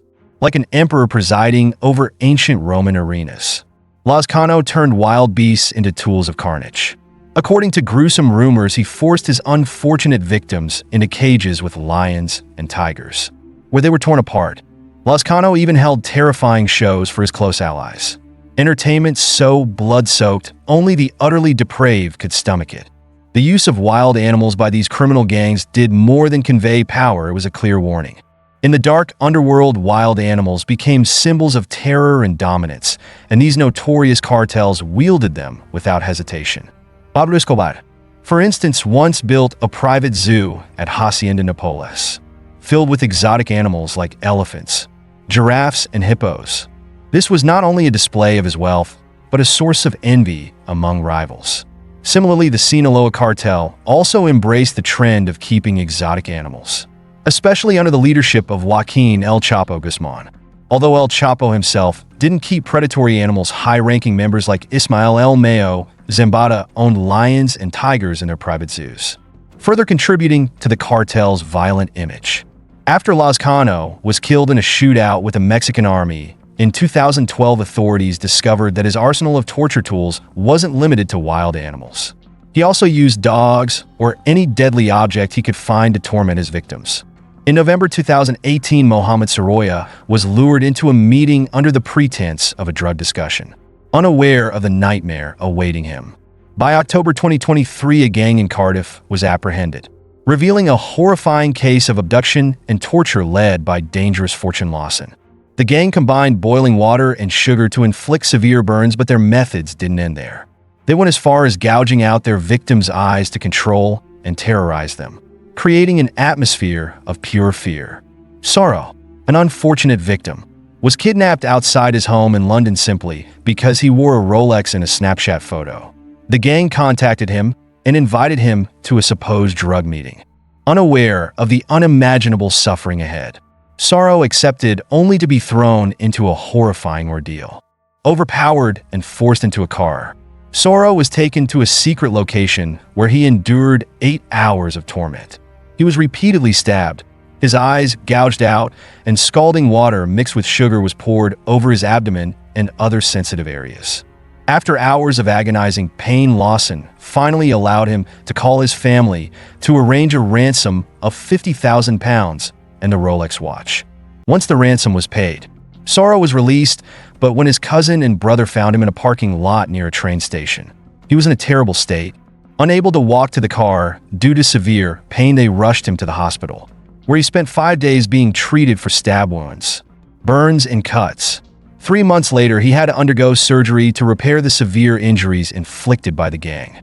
On October 27th, 2023, the gruesome truth was revealed when gang leader Fortune Lawson was convicted of kidnapping, false imprisonment, and extortion involving 3 victims. He was sentenced to 25 years in prison with an additional 5 years, while other gang members also faced justice. The story of Santiago Mesa Lopez, known as El Pazolero, adds another horrifying chapter to the tragic saga of the Tijuana cartel. Arrested in January 2009, what authorities uncovered painted a dark world where violence and extremes became a way of survival. Lopez, a hitman for Teodoro Garcia Seminole, didn't hesitate to reveal to federal agents the brutal torture methods he had carried out. Lopez's confession was shocking as he described the acid bath torture method favored by the Tijuana cartel. According to him, more than 300 victims had been dissolved in acid, leaving no trace. He referred to this lethal concoction as sauce, a 200-liter drum of boiling water mixed with 2 bags of caustic soda, a highly corrosive substance capable of dissolving flesh and bone. Federal reports outlined the horror of this execution method, where victims, still alive, were submerged into the boiling chemical mixture. enduring unimaginable agony as their bodies slowly disintegrated in an unrelenting execution. The pain and terror they experienced while their bodies dissolved remains unimaginable. Initially sentenced to just 10 years in prison in 2012, Mesa Lopez was set for release in 2022. However, pressure from the community and law enforcement led to an extension of his sentence. In 2024, Mesa Lopez received an additional 30 years in prison for kidnapping and his connections to organized crime, marking yet another dark chapter in his life of crime. But the story didn't end there. In 2023, another disturbing case emerged when a man sleeping peacefully suddenly became the target of a brutal criminal gang. The 26-year-old residing on Brennan Street faced a true nightmare when 6 masked criminals broke into his home, wielding guns and hammers intent on spreading fear and seizing either cash or information.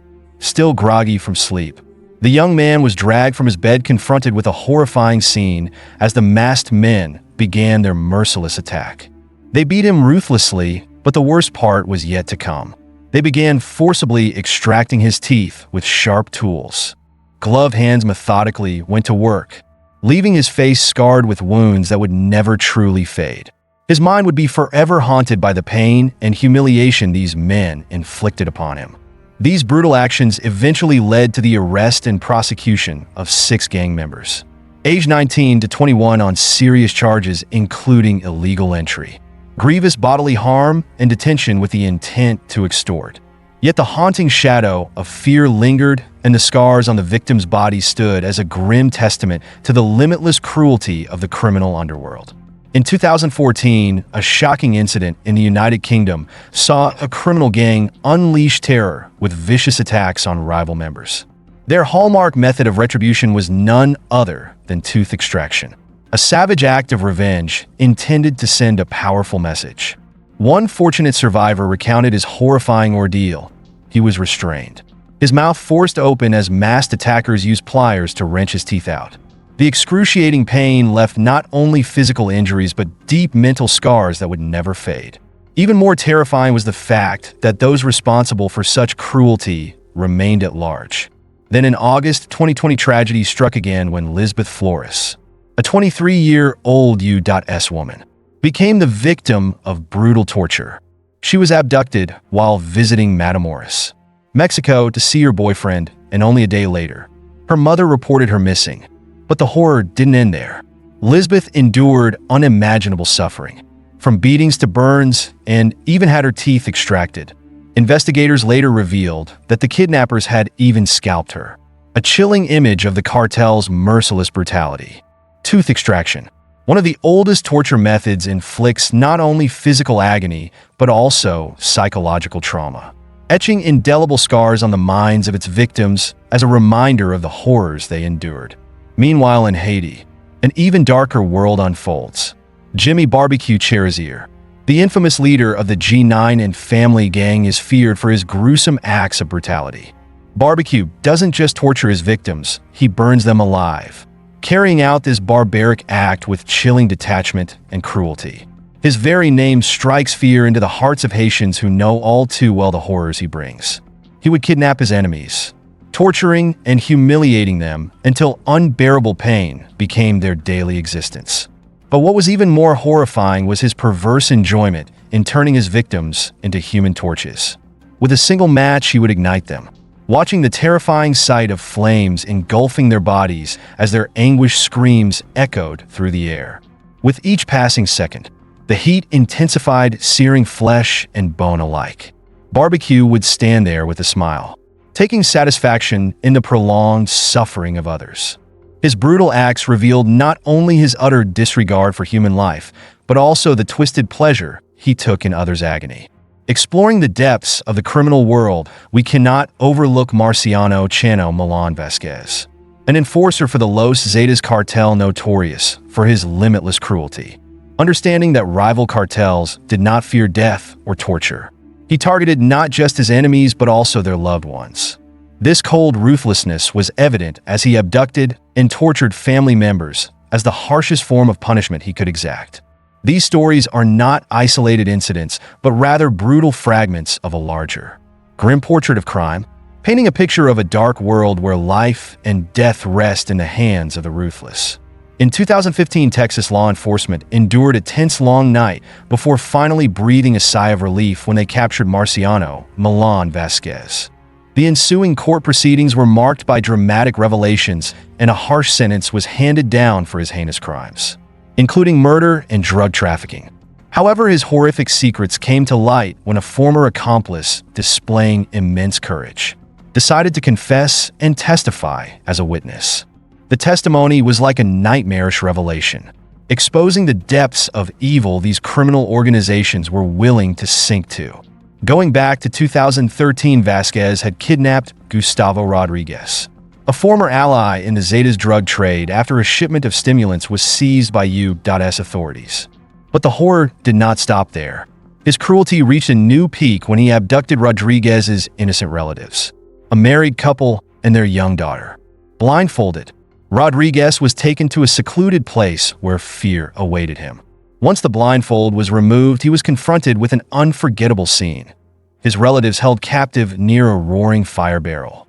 Vasquez, with eyes devoid of mercy, forced Rodriguez and his parents to watch the most horrifying act imaginable as he used a saw to brutally dismember the young girl. Rodriguez's testimony revealed not just a murder, but Vasquez's monstrous nature. And he didn't stop there. He continued his assault, repeating this horrific act with each of the parents, making them endure the agony that their daughter had suffered. Every scream, every desperate cry for help only seemed to fuel the dark thrill Vasquez felt. This brutality was not just personal, it was a calculated message of fear, a warning carved deeply into the minds of anyone who dared oppose him. In court, witnesses testified that Vasquez was not only a ruthless killer, but also one of the masterminds behind the abduction of hundreds of people, many of whom met a similar fate, lined up and gunned down. In the end, a fitting punishment awaited him: 2 consecutive life sentences, a grim nail sealing the fate of this man who had sown terror. Vasquez paid the price for the murders and savage acts of violence he had inflicted in the bloody wars between criminal cartels in northern Mexico, a world he had chosen to showcase his mercilessness. What do you think about this story? Leave your thoughts in the comments below to share with others. Don't forget to like and subscribe to support my channel. Thank you for watching. Goodbye.